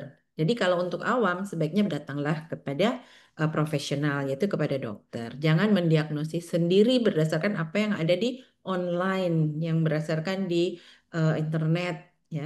Sebaiknya datanglah ke yang profesional sehingga bukan hanya untuk diagnosis tetapi juga mendapat tata laksana gitu. Dukungan, bantuan, support apakah dengan obat atau non obat ya. Demikian. Makasih Baik, pertanyaannya. terima kasih banyak untuk jawabannya, Prof. Selanjutnya, Karin izin membacakan lagi dari Ya, Alin, Alin dari Surabaya. Selamat malam, oke. Profesor. Sebelumnya, perkenalkan nama saya Alin dari asal Surabaya. Izin bertanya, bagaimana cara membedakan orang dengan ADHD dengan orang yang malas atau susah fokus? Terima kasih. Baik, baik. Terima kasih. Pertanyaan seksi banget ya. Bagaimana nih dengan orang-orang mager nih? Orang-orang malas. Iya, kan tadi balik lagi ya. Dia apakah ada inatentif, ada impulsif atau hiperaktif, lalu dia mengalami gangguan di tempat lain. Bukan hanya di karena dia kalau mager biasanya kan dia cuma di rumah aja dia mager, dia nggak mau gini, nggak mau disuruh mamanya gini gitu nggak mau. Tapi kalau di sekolah dia sama teman-teman seneng banget, biasa, normal gitu ya. Jadi itu adalah mager. Itu adalah motivasinya yang kurang mungkin ya, gitu. Tapi kalau ADHD udah jelas tadi kriterianya yang sudah saya sebutkan tadi, termasuk sampai gangguan pada behaviornya yang tidak bisa diterima oleh orang banyak, oleh peer grupnya, ya bahkan gurunya mengalami kesulitan oleh karena eh, perilakunya berbeda akibat dari inatentif, hiperaktif atau impulsif atau kombinasi dari itu. Kian. Baik, terima kasih Prof untuk jawabannya. Makasih ini Selanjutnya, dari jauh-jauh dari Surabaya. Makasih banyak ikutan. iya. Selanjutnya dari Esther asal Manado. Selamat malam semuanya dan selamat malam Prof. Izin bertanya, apakah anak dengan kecanduan pornografi, di mana yang saya tahu pornografi merupakan salah satu dopamin booster dan dapat mengganggu fokus anak atau remaja, bisa ikut memperburuk atau bahkan memicu ADHD, Prof? Iya, oke baik. Jika anak itu sudah ada ADHD, lalu dia kemudian melakukan itu, maka dia bisa memperburuk. Tetapi jika tidak, berarti dia bukan ADHD, hanya karena dia punya kesukaan akan hal tersebut. Misalnya OCD dengan keadaan tersebut dia ulang berulang berulang, dan karena ada dopamin, maka dia makin mencari reward lagi gitu ya. Tetapi dia tidak ada gangguan pada hiperaktif, impulsivitas, dan dia juga tidak gangguan perilaku yang mana di mana-mana dia seperti itu. Anak-anak banyak kan kalau yang seperti ini kan mereka sembunyi-sembunyi nontonnya, tapi kalau udah di sekolah dia normal lagi gitu, ya. Jadi itu hanya merupakan kecanduan. Oke, Baik, terima terima kasih kasih banyak Prof Esther. untuk Ya. jawabannya. Selanjutnya ada pesan anonim lagi, Prof.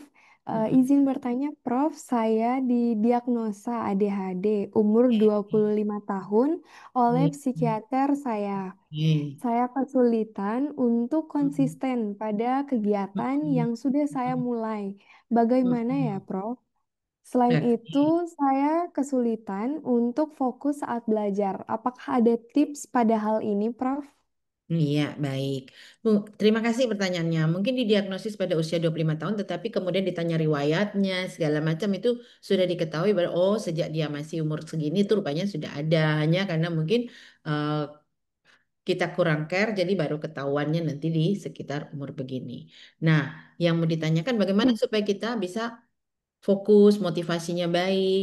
Kalau kita gampang teralih begitu setelah kita dewasa ini, kita ambil buku, tulis keinginan saya apa, satu, dua, tiga, empat gitu. Baru kemudian yang akan saya lakukan untuk keinginan ini apa, planningnya gitu. Jadi seperti yang saya katakan tadi, jika ada tugas yang besar, dipilah jadi mulai dari motivasinya, lalu motivasi itu kan butuh sesuatu untuk dilakukan. Bukan hanya sekedar cuman motivasi saya pengen jadi dokter, saya pengen jadi dokter, saya pengen jadi dokter tanpa ada yang dia lakukan. Jadi saya pengen jadi dokter, motivasi yang baik dicatat, planningnya apa?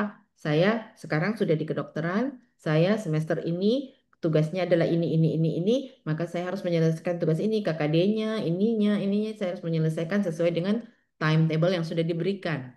Lalu kemudian setelah itu saya catat, saya lihat lagi catatan saya, jika saya sudah selesai, saya centang. Jadi ada checklistnya dia untuk supaya dia tetap patuh pada aturan yang dia buat. Itu salah satu contoh. Karena sudah dewasa. Kecuali kalau masih anak-anak, mungkin orang tuanya yang harus bantu atau gurunya atau pelatihnya. Demikian. Ini Baik, terima mahasiswa kasih banyak, kedokteran ya Prof. atau mahasiswa apa nih? Anonim di sini, Prof. Oh ya, anonim. Apapun kalau namanya mahasiswa, dia Mm-mm. berarti bisa mengatasi itu hanya mengalaminya dalam gradasi yang lebih ringan ya, karena dia bisa mengalami. Yang terutama memang motivasi harus positif agar supaya tidak jatuh kepada pikiran-pikiran negatif yang nanti akan membawa kita back to basic, balik lagi ke lower brain kita dengan segala dopamin reward itu. Silakan. Baik, terima kasih banyak Prof untuk jawabannya. Wah, ini kayaknya semakin banyak nih Prof yang masuk di kolom chat. Terima Apakah kasih. ya, Boleh apakah silakan lanjut aja sampai habis waktu. masih lanjut? Oke, siap-siap Prof. Selamat malam Prof, izin bertanya dari Desira asal Manado. Terima kasih atas materi yang luar biasa ini. Pertanyaannya, apakah ADHD hanya terjadi pada anak-anak atau bisa juga muncul pertama kali saat dewasa? Terima kasih, Prof.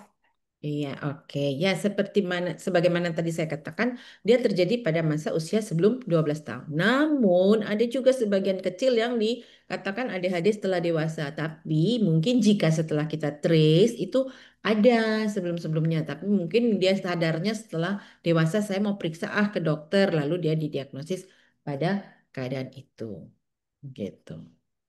Kenapa? Baik, terima Ini kasih. kan bercerita tentang pertumbuhan dan perkembangan otak. Tadi waktu di pendahuluan sudah dibilang adalah gangguan neurobiologi dan kemudian gangguan neurodevelopment. Jadi neurodevelopment itu dia berkembang luar biasa tuh sampai 5 tahun balita. Namun prefrontal ini tadi saya katakan sampai 25 tahun. Jadi kalau dia belum matang, belum bisa bertanggung jawab, masih egonya besar, suka lari dari tanggung jawab, suka menghindar, kemudian impulsif, kemudian hiperaktif dan lain sebagainya, dia dianggap masih dalam pematangan otaknya gitu. Baik, terima kasih banyak Prof untuk jawabannya. Karin izin lanjut membacakan dari kolom Iya, chat. silakan. Rosma dengan nama Rosmai asal Manado. Mm-mm. Selamat malam Prof, kakak-kakak dan teman-teman semua. Izin bertanya, jikalau ada seseorang yang baru sadar bahwa dirinya terkena ADHD di umur yang bukan dini lagi, misalnya 18 Mm. tahun, apakah Mm-mm. masih bisa diatasi dan kalau bisa bagaimana cara mengatasi tersebut? Saya Nah, izin bertanya juga, jika ada seseorang yang sering merasa sulit fokus dan sering bosan, tetapi seorang tersebut tidak kesulitan untuk bergaul, apakah itu termasuk ciri-ciri ADHD atau bukan? Terima kasih, Prof. dan kakak-kakak. baik, terima kasih. Jadi bagaimana kalau di atas 18 baru kita sadar apakah bisa diatasi? Selalu bisa, tidak ada kata tidak bisa. Jika Tidak kita bisa. mau mencari pertolongan profesional untuk itu. Karena bisa disesuaikan dengan perkembangannya di usia 18 tahun itu apa yang harus di pencapaian dia itu harus seperti apa, itu bisa masih tetap dibantu. Apakah dengan bantuan medikasi juga atau obat atau medikasi dengan non medik eh, di luar dari obat, pelatihan-pelatihan termasuk CBT atau Cognitive Behavior Therapy dan modifikasi behaviornya seperti tadi sudah disebutkan. Serta mungkin kalau sudah umur begini yang mereka baru sadar juga edukasi buat di sekitar dia, orang tua, kakak, adik, dan semuanya agar supaya turut membantu dia bisa lebih cepat mengatasi keadaan ADHD-nya tersebut. Kemudian, apakah kalau sulit fokus atau sering bosan, apakah itu juga, tapi nggak kesulitan bergaul, apakah itu termasuk ciri-ciri ADHD? Ya, kalau sulit fokus, inatentif, sering bosan, dan masuk di kriteria tadi bisa jadi, ya. Tapi dia bagus dalam pergaulan. Bisa saja dia dalam gradasi yang soft atau rendah. Nah, namun lebih sering kalau begini, ini suka orangnya mungkin suka menghayal dan lain sebagainya. Jadi dia mengalami sulit fokus. Tapi kalau gaul mah mana-mana gitu, ya. Jadi Baik, belum tentu disebut ADHD. adik-adik. Oke, baik. Terima kasih banyak Prof untuk jawabannya. Masuk Makasih. lagi Lanjut. Mm-mm. chat dari anonim. Lanjut Mm-mm. dari Alicia asal Manado. Mm-mm. Izin bertanya, Prof, apakah ada pengaruh dari pola tidur, pola makan, dan aktivitas fisik dalam mengelola ADHD? Terima kasih banyak.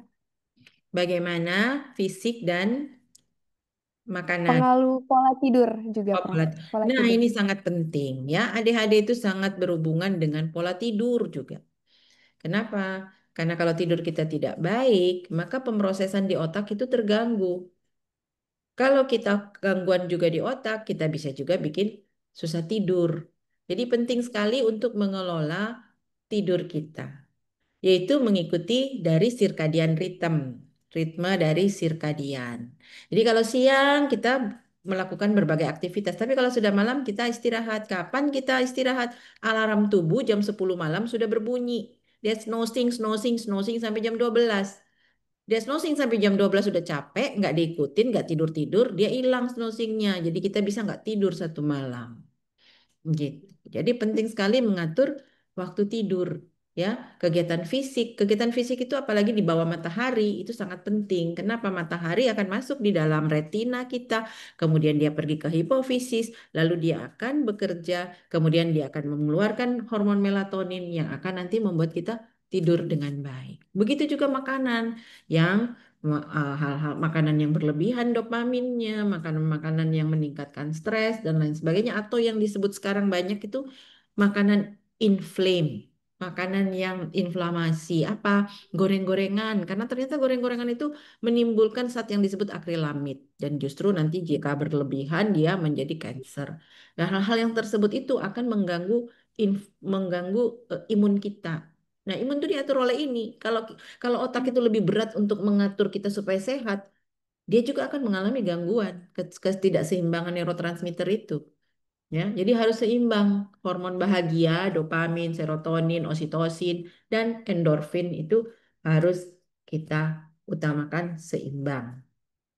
Ya, kalau tidak kita craving, kita memaksa, akhirnya bagian otak yang lain juga kerja berlebihan, akhirnya yang lain juga mengalami gangguan, yang ngatur tidur gangguan, yang ngatur eh, doyan makan terganggu gitu. Oke.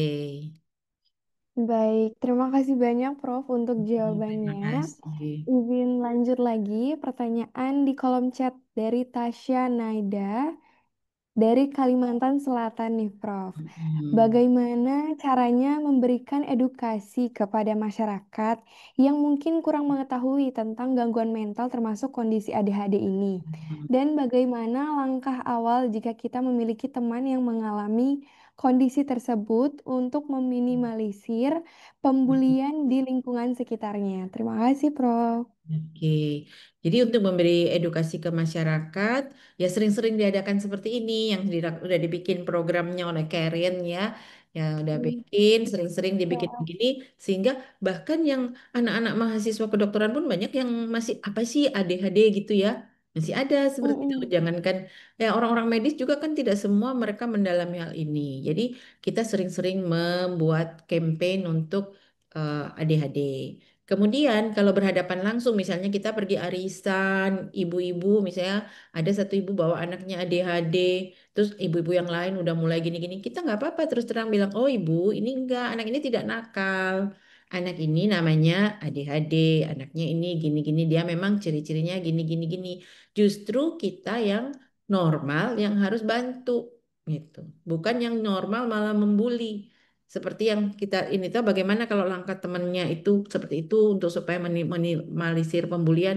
Minimalisir Pertama-tama tuh pembulian. yang dikasih penjelasan yang membuli bahwa tahu nggak kalau kalian membuli anak seperti ini berarti kalian yang lebih parah dari dia gitu. Karena anak ADHD Hmm. dia punya hati.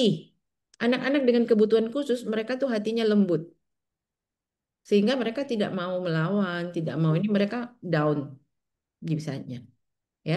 Jadi kalau kita yang tahu seperti ini, kitalah yang me- apa ya, melindungi dia dengan memberi edukasi kepada sekitarnya. Jangan lupa edukasi itu, informasi edukasi itu wajib kita beritahu jika kita memang tahu tentang hal itu. Oke, Baik, terima kasih banyak terima Prof untuk jawabannya. kasih. Ya, Kita ada lanjut lagi. lagi. Tadi dari Kalimantan Selatan, sekarang dari Bali nih, Prof. Dari Ninyoman Dania Arta Febrianti. Selamat Oke. malam, Prof. Sebelumnya, perkenalkan nama saya Dania dari Bali. Izin bertanya, bagaimana individu dengan ADHD dapat membangun kepercayaan diri dan menemukan kekuatan pribadi mereka di tengah tekanan sosial yang sering menuntut kesempurnaan dan fokus tinggi. Oke, baik. Terima kasih. Sebelumnya saya ucapkan terima kasih kepada Tasya yang sudah react dengan hatinya. Terima kasih. Lanjutnya, Dania, bagaimana kita memberikan kepercayaan diri? Yaitu kita selalu lihat kualitasnya yang baik itu apa. Jika dia itu tulus, jika dia itu suka membantu teman, jika itu yang kita reassurance, kita ulangi ke dia lalu kita bilang bahwa kamu tuh sebenarnya kamu ini, kamu gini. Nah, supaya kamu lebih baik lagi, bikin ini, bikin ini, bikin ini. Jadi begini, katanya kata-kata itu harus positif. Kamu tuh gini-gini dan bukan gini. Kamu gini-gini tapi itu nurunin. Jadi kamu tuh kamu tuh pinter ini loh sebenarnya. Kamu ini tuh gini. Ayo kita bikin ini gitu. Kamu tuh hebat gini-gini dan ayo kita bikin ini biar lebih itu. Jadi jangan berkutat atau berkutat di negatifnya dia. Oh kamu suka ngaco, kamu suka ngambil ini, jangan. Kenapa? Itu bahasa sosial, tapi bahasa neuroscience-nya adalah kita membuat sinaps dia untuk ke arah yang lebih baik. Jadi kita membuat hubungan-hubungan saraf yang lebih baik agar dia membuat tindakan yang bermanfaat, tindakan yang lebih baik daripada yang sebelumnya. Gitu. Jadi Ya, meneuroplasticity dirinya. Kalau kita memberi rasa percaya itu kita meneuroplasticity diri otaknya sehingga dia berproses melakukan hal yang baik saja. Begitu. baik. Terima kasih banyak, Prof, untuk jawabannya. Kasih. Semoga jawabannya menjawab pertanyaan dari Dania tadi.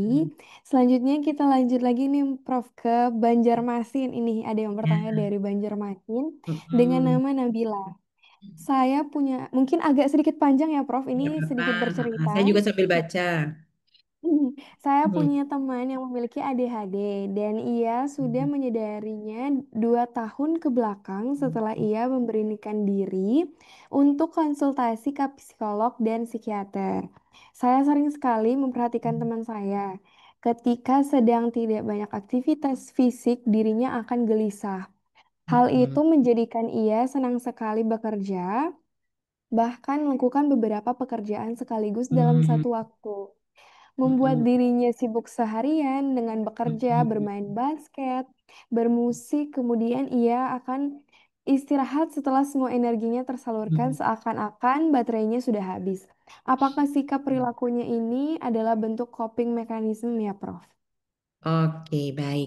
Jadi karena dia nggak mau anak-anak yang hiperaktif itu kan dia eh, terstimuli terus untuk doing something, tapi dia eh, nggak tahu mau bikin apa, akhirnya apa saja dibikin gitu. Nah ini udah bagus, dia sudah mulai membuat sesuatu yang bertujuan, main musik, main basket, segala macam. Namun satu yang lebih bagus lagi jika dia tidak terlalu banyak yang dia buat. Sehingga dia memberi diri untuk lebih kalem, lebih tenang. Jadi, oke, saya mau prioritizing, saya mau bikin yang ini dan ini. Tapi terus kemudian muncul di otaknya, saya mau juga ini, saya mau juga ini. Tunggu dulu. Jadi dia harus juga belajar untuk menahan diri, ya inhibisi. Karena inhibisi itu bagian dari fungsi eksekutif. Jadi eh, set inhibisi, set shifting dan working memory. Jadi segala macam yang dia tahu itu harus dipakai untuk bisa menginhibisi hal-hal yang maladaptif atau hal yang tidak baik. Seperti harus mau semuanya harus bisa dibikin. Saya harus bisa ini, saya harus bisa itu. Di dunia nggak ada kata harus, ya. Jadi sebaiknya dibikin prioritizing mana yang dibikin. Kalau yang sudah nggak sanggup dibikin, itu direlakan, letting go, memberi kesempatan kepada otak untuk tenang teduh. Jadi tidak harus selalu selama kita belum tidur kita lompat-lompat gitu. Itu juga harus diinhibisi, dibatasi. Sudah bagus ini sudah tersalur dengan main musik, basket, namun jangan berlebihan. Secukupnya saja sesuai dengan eh, kemampuan dia, jangan sampai dia capek atau jadi jenuh begitu. Dilatih. Oke, Baik. bagaimana? Terima kasih banyak Prof untuk jawabannya. Sebelum Karin lanjut nih baca pertanyaan dari kolom chat, ada satu yang raise hand ini Prof dari panitia dari Mm-mm. Dimas. Mungkin dipersilakan kepada Kak Dimas untuk bertanya. Ya, silakan Dimas. Selamat malam, Prof. Izin bertanya, bagaimana jika sebagai orang tua ternyata mendapati anaknya menderita atau sudah ada gejala atau tanda-tanda ternyata anaknya ADHD. Namun sebagai orang tua ternyata dia masih denial gitu, Prof. Hmm, mm-mm. Istilahnya denial gitu. Bagaimana cara kita untuk mengedukasi atau meyakinkan orang tua tersebut untuk memeriksakan anaknya? Terima kasih, Prof. Oke, nah, sebelumnya terima kasih kepada Nabila untuk live-nya lagi. Baik Dimas, ini menghadapi orang tua yang denial ya. Sesungguhnya orang tua yang denial itu dia juga punya bibit-bibit untuk menjadi, dia juga punya bibit-bibit sebagai ADHD ya. Karena denial itu adalah bagian processing otak yang di bagian bawah, bagian apa namanya limbic system. Kalau sudah kita bisa menerima kenyataan itu sudah human brain. Nah, tantangannya itu sebenarnya asik banget gitu kita kalau ketemu orang seperti ini. Biasanya mereka denial itu memaksakan sesuatu kan yang sebenarnya mereka tuh tahu mereka sebenarnya bisa dalam hati mereka tuh aduh kenapa ya begini tapi seakan-akan nggak bisa menerima kenyataan. Jadi kita jangan ngejudge, nggak boleh ngejudge. Kita tanya ibu begini begini begini. Oh iya tapi kan gini gini baik. Ibu boleh saya jelaskan. Nah jadi kita masuk dengan rendah hati, kita masuk dengan em, gelombang yang lebih nyaman buat dia. Sehingga dia tidak memberi perlawanan. Jadi kalau dia aksi, jangan kita kasih reaksi. Tapi kalau dia aksi, kita kasih respons. Kita main dengan lebih indah, kita bicara baik-baik, dan kita edukasi. Karena apalagi kalau orang tuanya itu eh, pekerjaannya atau pendidikannya di atas 12 tahun, sudah lewat SMA, tentulah dia bisa untuk belajar mengerti.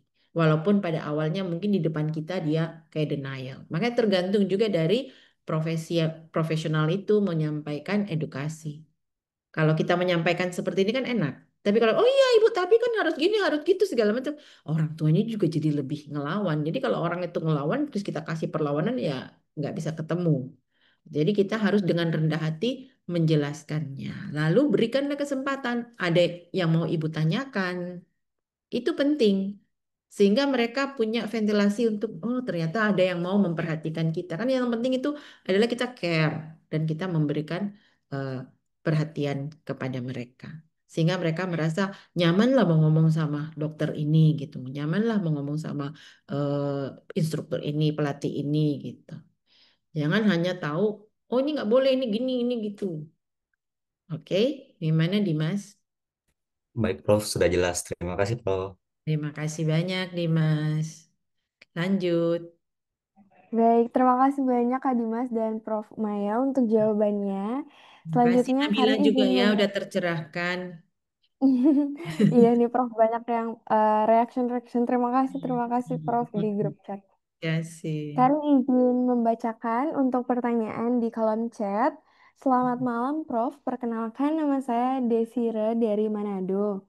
Izin bertanya, Prof. Sebelumnya, terima kasih Prof atas materinya malam ini. Hmm. Bagaimana membedakan ADHD dengan kondisi lain seperti kecemasan, depresi, atau gangguan belajar? Dan apakah ada ciri-ciri khusus ADHD pada remaja atau orang dewasa yang bekerja atau kuliah Iya. nih, Prof. Oke, nggak apa-apa. Ini jadi mirip-mirip sama pertanyaan yang sebelumnya ya.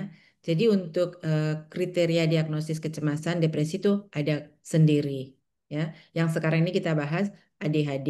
Jadi kita lihat saja yang sudah saya katakan itu, lalu kita lihat dari kriterianya usia, dari lamanya biasanya itu dia berlangsung lebih dari sama dengan 5-6 bulan ya. Itu masuk ke ADHD. Kalau kecemasan ada lagi kriterianya sendiri, depresi ada lagi kriterianya sendiri, gangguan belajar ada lagi kriteria sendiri. Nah, sekarang kita bercerita ciri-ciri khas dari ADHD pada remaja atau orang dewasa yang bekerja atau kuliah. Nah, paling sering itu soft sign-nya adalah mereka tidak menyelesaikan tugas dengan benar. Atau suka menunda-nunda tugas, atau kalau disuruh kasih tugas ini selalu nggak bisa, telat masukkan, atau bahkan tidak memasukkan tugas, yang seperti itu. Yaitu efektif performance-nya terganggu. Kalau di fungsi eksekutif namanya efektif performance. Dia tidak bisa melakukan apa yang seharusnya dia bisa bikin. Nah, lebih parah lagi kalau dia tuh mau melakukan sesuatu dia nggak tahu gimana harus mulai apa segala macam gitu. Atau bahkan dia nggak bisa merencanakan. Misalnya harus ujian, saya mesti apa, mesti belajar atau gimana gitu dia bingung. Seperti itu. Ya. Oke. Baik. Terima kasih banyak, Prof, Terima untuk kasih. jawabannya. Jadi jangan suka Selanjutnya, bingung ya. Kalau bingung pegangan. baik, Prof. Ya. Selanjutnya, Karin izin membacakan pertanyaan dari Mentari asal Bekasi Hmm. nih, Prof. Wow, terima kasih Nah, Bekasi. Apa kabar Bekasi hujan? Hmm. Di sini Mentari bertanya, saya punya teman Bentar yang ketawa ADHD nih, thank dan you banget. memang Bekasi kota hujan ya, Prof.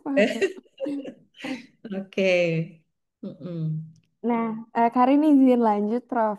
Saya punya teman yang ADHD dan dia merasa sulit untuk memprioritaskan sesuatu. Mm. Apakah ada solusi untuk itu tanpa mengesampingkan ADHD yang dia miliki? Terima kasih, Prof. Oke, saya agak sedikit nggak ngerti nih, apakah untuk tanpa mengesampingkan ADHD yang dia miliki. Kalau aku sih malah lebih suka mengesampingkan ADHD-nya ya, maksudnya diselesaikan. Baik, Mentari, terima kasih Hmm. banyak nih pertanyaannya. Jadi, prioritizing itu adalah bagian dari executive function. Nah, anak ADHD ini kan memang gangguannya di fungsi eksekutif. Caranya adalah kita menulis. Kita pada saat kita menulis prioritasnya saya hari ini, misalnya hari ini saya harus kuliah, kemudian saya harus ke bank untuk ngecek kiriman orang tua misalnya, terus saya kemudian harus bikin tugas ini.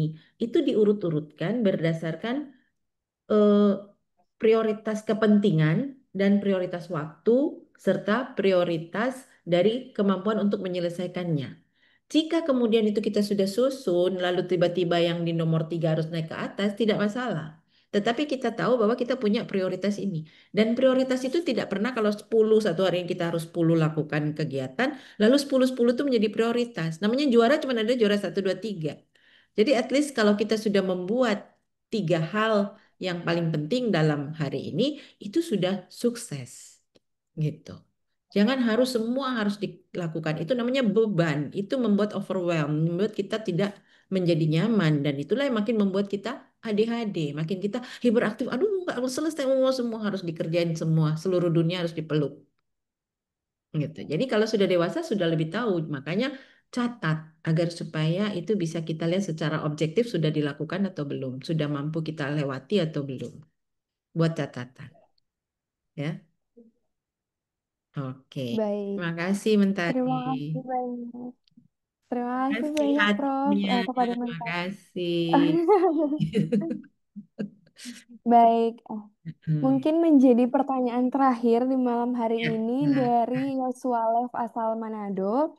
Selamat Ya, malam, Prof. Perkenalkan ya. saya Yosua dari Manado. Hmm, Izin bertanya, Prof. ADHD dikarakterkan dengan inatensi dan hmm, hiperaktivitas. hmm, Dan saya lebih sering mendengar stigma negatif dari manifestasi ADHD ini. Apakah inatensi dan hiperaktivitas hmm. ini justru memiliki kelebihannya sendiri? Dan dari sana, bagaimana cara kita untuk membantu penderita ADHD mengontrol hiperaktivitas dan inatensinya dalam kehidupan sosialnya nih, Prof? Oke, terima kasih banyak nih seksi banget ya. Dia melihat dari sisi lain, benar-benar sisi lain. Orang lihat hiperaktif, melihat inatensi, impuls itu sebagai sesuatu yang mengganggu. Tapi beliau ini melihat pasti adalah kelebihannya, begitu ya. Itulah kita melihat dari sisi lain. Apa namanya? From the other side. Ya. Jadi hiperaktivitas dan inatensi ini, jika kita bisa memfasilitasinya, maka dia bisa menjadi sesuatu. Anak yang inatensi pun itu sebenarnya tidak dia inginkan. Tidak dia inginkan karena memang proses di dalam otaknya itu memang begitu membuat dia inatensi. Namun biasanya mereka kalau ada sesuatu yang mereka suka, itu akan jadi atensi. Mereka akan punya atensi karena sesuatu yang dia suka. Jadi kalau untuk mau membuat dia menjadi suatu bermanfaat untuk hal yang ini, berikanlah sesuatu yang passionnya dia, kesukaannya dia, maka akan dia suka. Ya, kayak misalnya anak ADHD ini saya sendiri keluarga kami, dia itu suka berkuda. Jadi dia diterapi dengan berkuda dan ternyata berkuda itu dia akan kuda itu kan ada kamu jalan gini seperti bergelombang, deng deng deng deng. Jadi ada iramanya. Jadi akhirnya dia menjadi tenang dengan cara seperti itu. Di mana inatensinya kalau dia sudah naik kuda dia sudah tenang. Inatensinya kemudian mengalami rilis. Jadi dengan sering-sering dia melakukan itu eh, sinaps sarafnya kan akan berubah. Sehingga dia neuroplasticity dan dia akan mengalami perbaikan. Begitu juga dengan hiperaktif. Kalau dia memang hiperaktif di rumah, kenapa? Ternyata anak kecil, misalnya pada anak kecil ya di rumah, dilarang sama mamanya nggak boleh gini, nggak boleh gitu, nggak boleh. Jadi dia tuh bingung mau ngapain, sedangkan energinya berlebihan. Jadi dia dikasih, kamu suka apa? Sepak bola, oke. Kayak tadi Dania atau siapa tuh ya, basket, musik, jadi dikasih. Tapi tidak berlebih dan tidak berlebihan. Yang penting secukupnya membuat dia bisa mengeliminir dari eh, gangguan yang kita sebut gangguan ya. Padahal bagi mereka bisa jadi merupakan suatu eh, senjata yang justru bagus, indah, dan kalau bisa dipakai dengan cara yang benar. Gitu. Baik, baik. Terima kasih, Prof. Makasih. Sayang sekali Makasih. pertanyaan tadi menjadi pertanyaan terakhir pada sesi malam ini. Tidak terasa Makasih. sudah 38 menit ini, Prof. Kalau kalian lihat-lihat Iya bener ya. ramai sekali yang bertanya. Nah, mungkin Mm-mm. teman-teman yang belum sempat dijawab pertanyaannya atau masih ada pertanyaan lebih Mm-mm. lanjut, mungkin boleh menyampaikan pertanyaannya ke Karin dan akan Karin teruskan kepada Prof. Apakah Prof berkenan, Prof? Dengan senang hati. Oke, Oke. baik, terima kasih. Dan apakah Prof berkenan apabila materi tadi kami berikan kepada peserta Prof untuk Oke, di-share? boleh. Nanti kita share ke Karen. Ba- Terima kasih. Baik, Terima kasih terima kasih. Desiree Terima kasih untuk banyak, hatinya. Prof.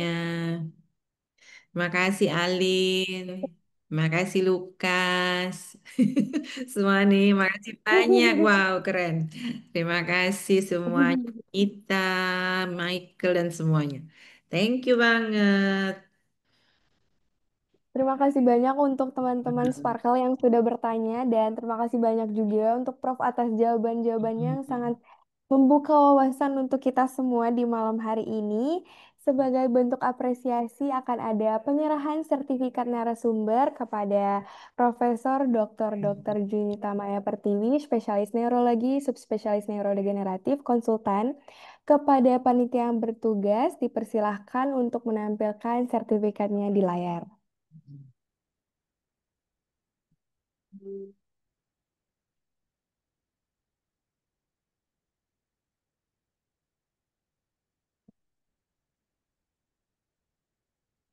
Wow, terima kasih. Saya yang kasih reaksi dong sekarang. Baik, Prof. Mungkin mau ambil dokumentasi, dipersilakan kepada panitia dokumentasi. Oke. Baik, yang pertama itu gaya formal, dokumentasi dalam 3, 2, 1. Thank you. Selanjutnya, izin Prof, selanjutnya dengan gaya Spark. Gini Prof. Gimana tuh? Seperti ini, Prof. Mana Karen? Sarangeo, Oh, sarangeo Saranio. disatukan, Prof. Disatukan seperti ini, dua tangan. Oh, dua. Oke. Iya, Terus betul, tulisannya. Prof. Oke. Siap. Baik, izin mengambil dokumentasi. Dokumentasi dalam 3, 2, 1. Makasih. Terima kasih, saya serahkan kembali kepada. Baik, terima kasih banyak untuk panitia dokumentasi yang sudah mengambil foto bersama tadi. Sekali lagi saya ucapkan terima kasih yang sebesar-besarnya kepada Prof. Maya atas waktu dan ilmu dan juga semangat yang sudah dibagikan pada malam hari ini. Nah, Oke. kami juga berterima kasih kepada seluruh peserta yang sudah berpartisipasi dari awal hingga akhir dengan penuh antusias bertanya kepada Prof. Maya. Apabila selama kegiatan berlangsung terdapat kekurangan atau kesalahan, saya mohon maaf sebesar-besarnya.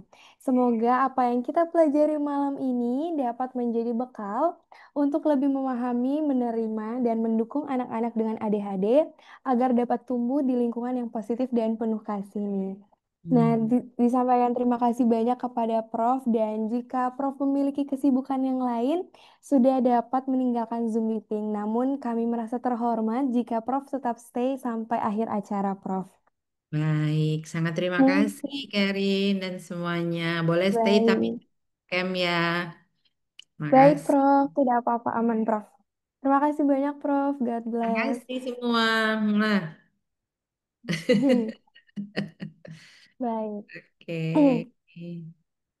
Mungkin saya Karin Migrasia Helena Tukalu selaku moderator pamit undur diri dan sampai jumpa di kegiatan Spark berikutnya. Dan jangan lupa let's spark hope and shine bright. Dikembalikan lagi kepada Master of Ceremony pada malam hari ini. Oke teman-teman, gimana nih? Asik ya, tadi teman-teman kita sudah sama-sama mengikuti pemaparan materi dan bahkan juga sudah dipandu oleh moderator kita. Diucapkan terima kasih kepada Karin sebagai moderator kita. Ya, Nah, sama-sama. gimana teman-teman pemaparan materi tadi? Insightful banget ya teman-teman ya.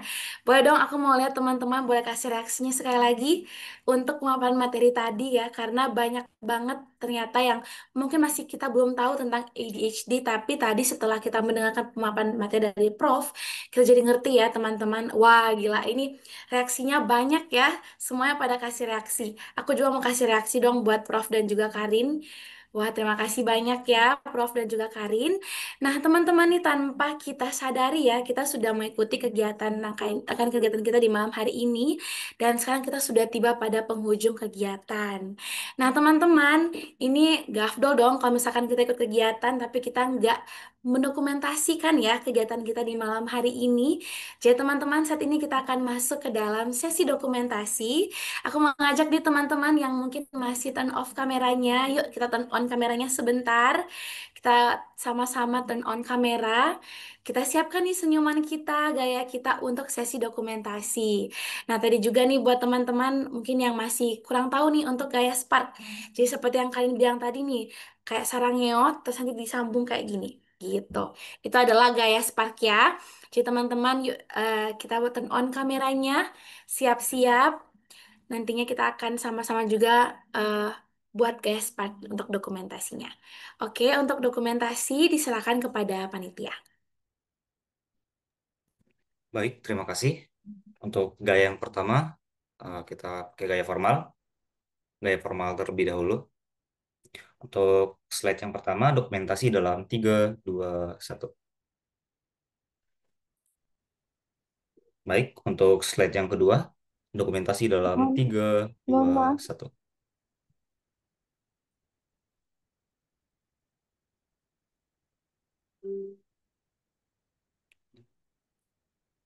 Iya, Karin. Mungkin dari panitia boleh stop share dulu biar semuanya terlihat di layar. Enggak apa-apa sih. Boleh. Oh, oke. Oke. Oke, selanjutnya slide yang ketiga, dokumentasi dalam 3, 2, 1. Selanjutnya, slide yang keempat, dokumentasi dalam 3, 2, 1. Terakhir, slide yang kelima, dokumentasi dalam 3, 2, 1. Selanjutnya, dengan gaya Spark.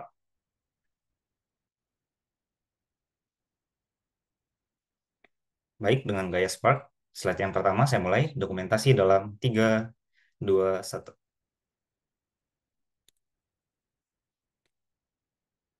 Terima kasih. Slide yang kedua, dengan gaya Spark, dokumentasi dalam 3, 2, 1. Slide yang ketiga, dokumentasi dalam 3, 2, 1. Slide yang keempat, dokumentasi dalam 3, 2, 1. Slide yang terakhir, dokumentasi dalam 3, 2, 1. Baik, terima kasih. Saya serahkan kembali kepada MC. Oke, terima kasih ucapkan kepada panitia. Dan tanpa terasa ya teman-teman, kita saat ini sudah ada di penghujung dari kegiatan kita. Dan pada penghujung kegiatan saat ini, Vena juga mau sekali lagi mengingatkan nih kepada teman-teman terkait yang sudah Vena sampaikan tadi tentang Yayasan Kokalbe. Nah, teman-teman yang sekali lagi nih masih mau ingin tahu lebih banyak lagi tentang Yayasan Kokalbe, teman-teman boleh langsung saja ya untuk cek akun sosial media dari Yayasan Kokalbe nih teman-teman. Aku kasih lagi nih ya slide tentang Yayasan Kokalbe di bagian sini. Teman-teman bisa lihat untuk sosial medianya, bahkan juga untuk kontak dari Yayasan Kokalbe. Kalau teman-teman bisa lihat nih lebih banyak informasi tentang Yayasan Kokalbe, bahkan juga program-program yang ada dari Yayasan Kokalbe, ada banyak sekali hal yang bisa teman-teman ikuti nantinya dengan mengecek ya sosial media dan juga bahkan bergabung pada WhatsApp channel dari Yayasan Kokalbe. Oke deh. Nah, teman-teman, tidak terasa saat ini kita sudah ada di penghujung acara kita. Dan saat ini kita akan segera menutup kegiatan kita dengan doa. Dan untuk doa, kita akan berdoa menurut agama dan keyakinan kita masing-masing. Dipersilahkan.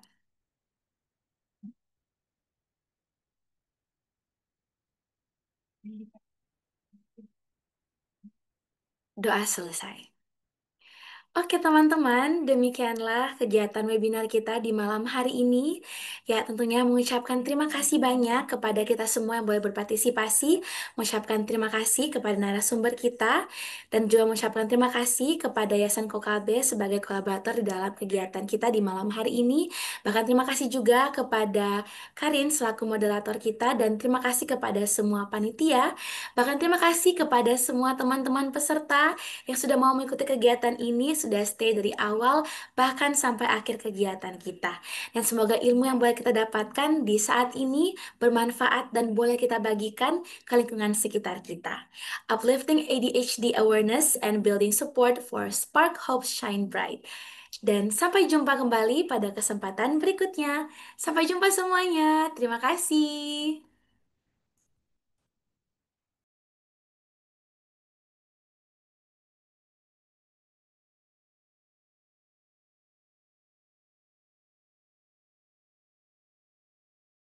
Ya, diinformasikan juga untuk teman-teman volunteer offline untuk boleh tetap berada di dalam Zoom karena setelah ini akan dilaksanakan briefing ya untuk teman-teman offline volunteer.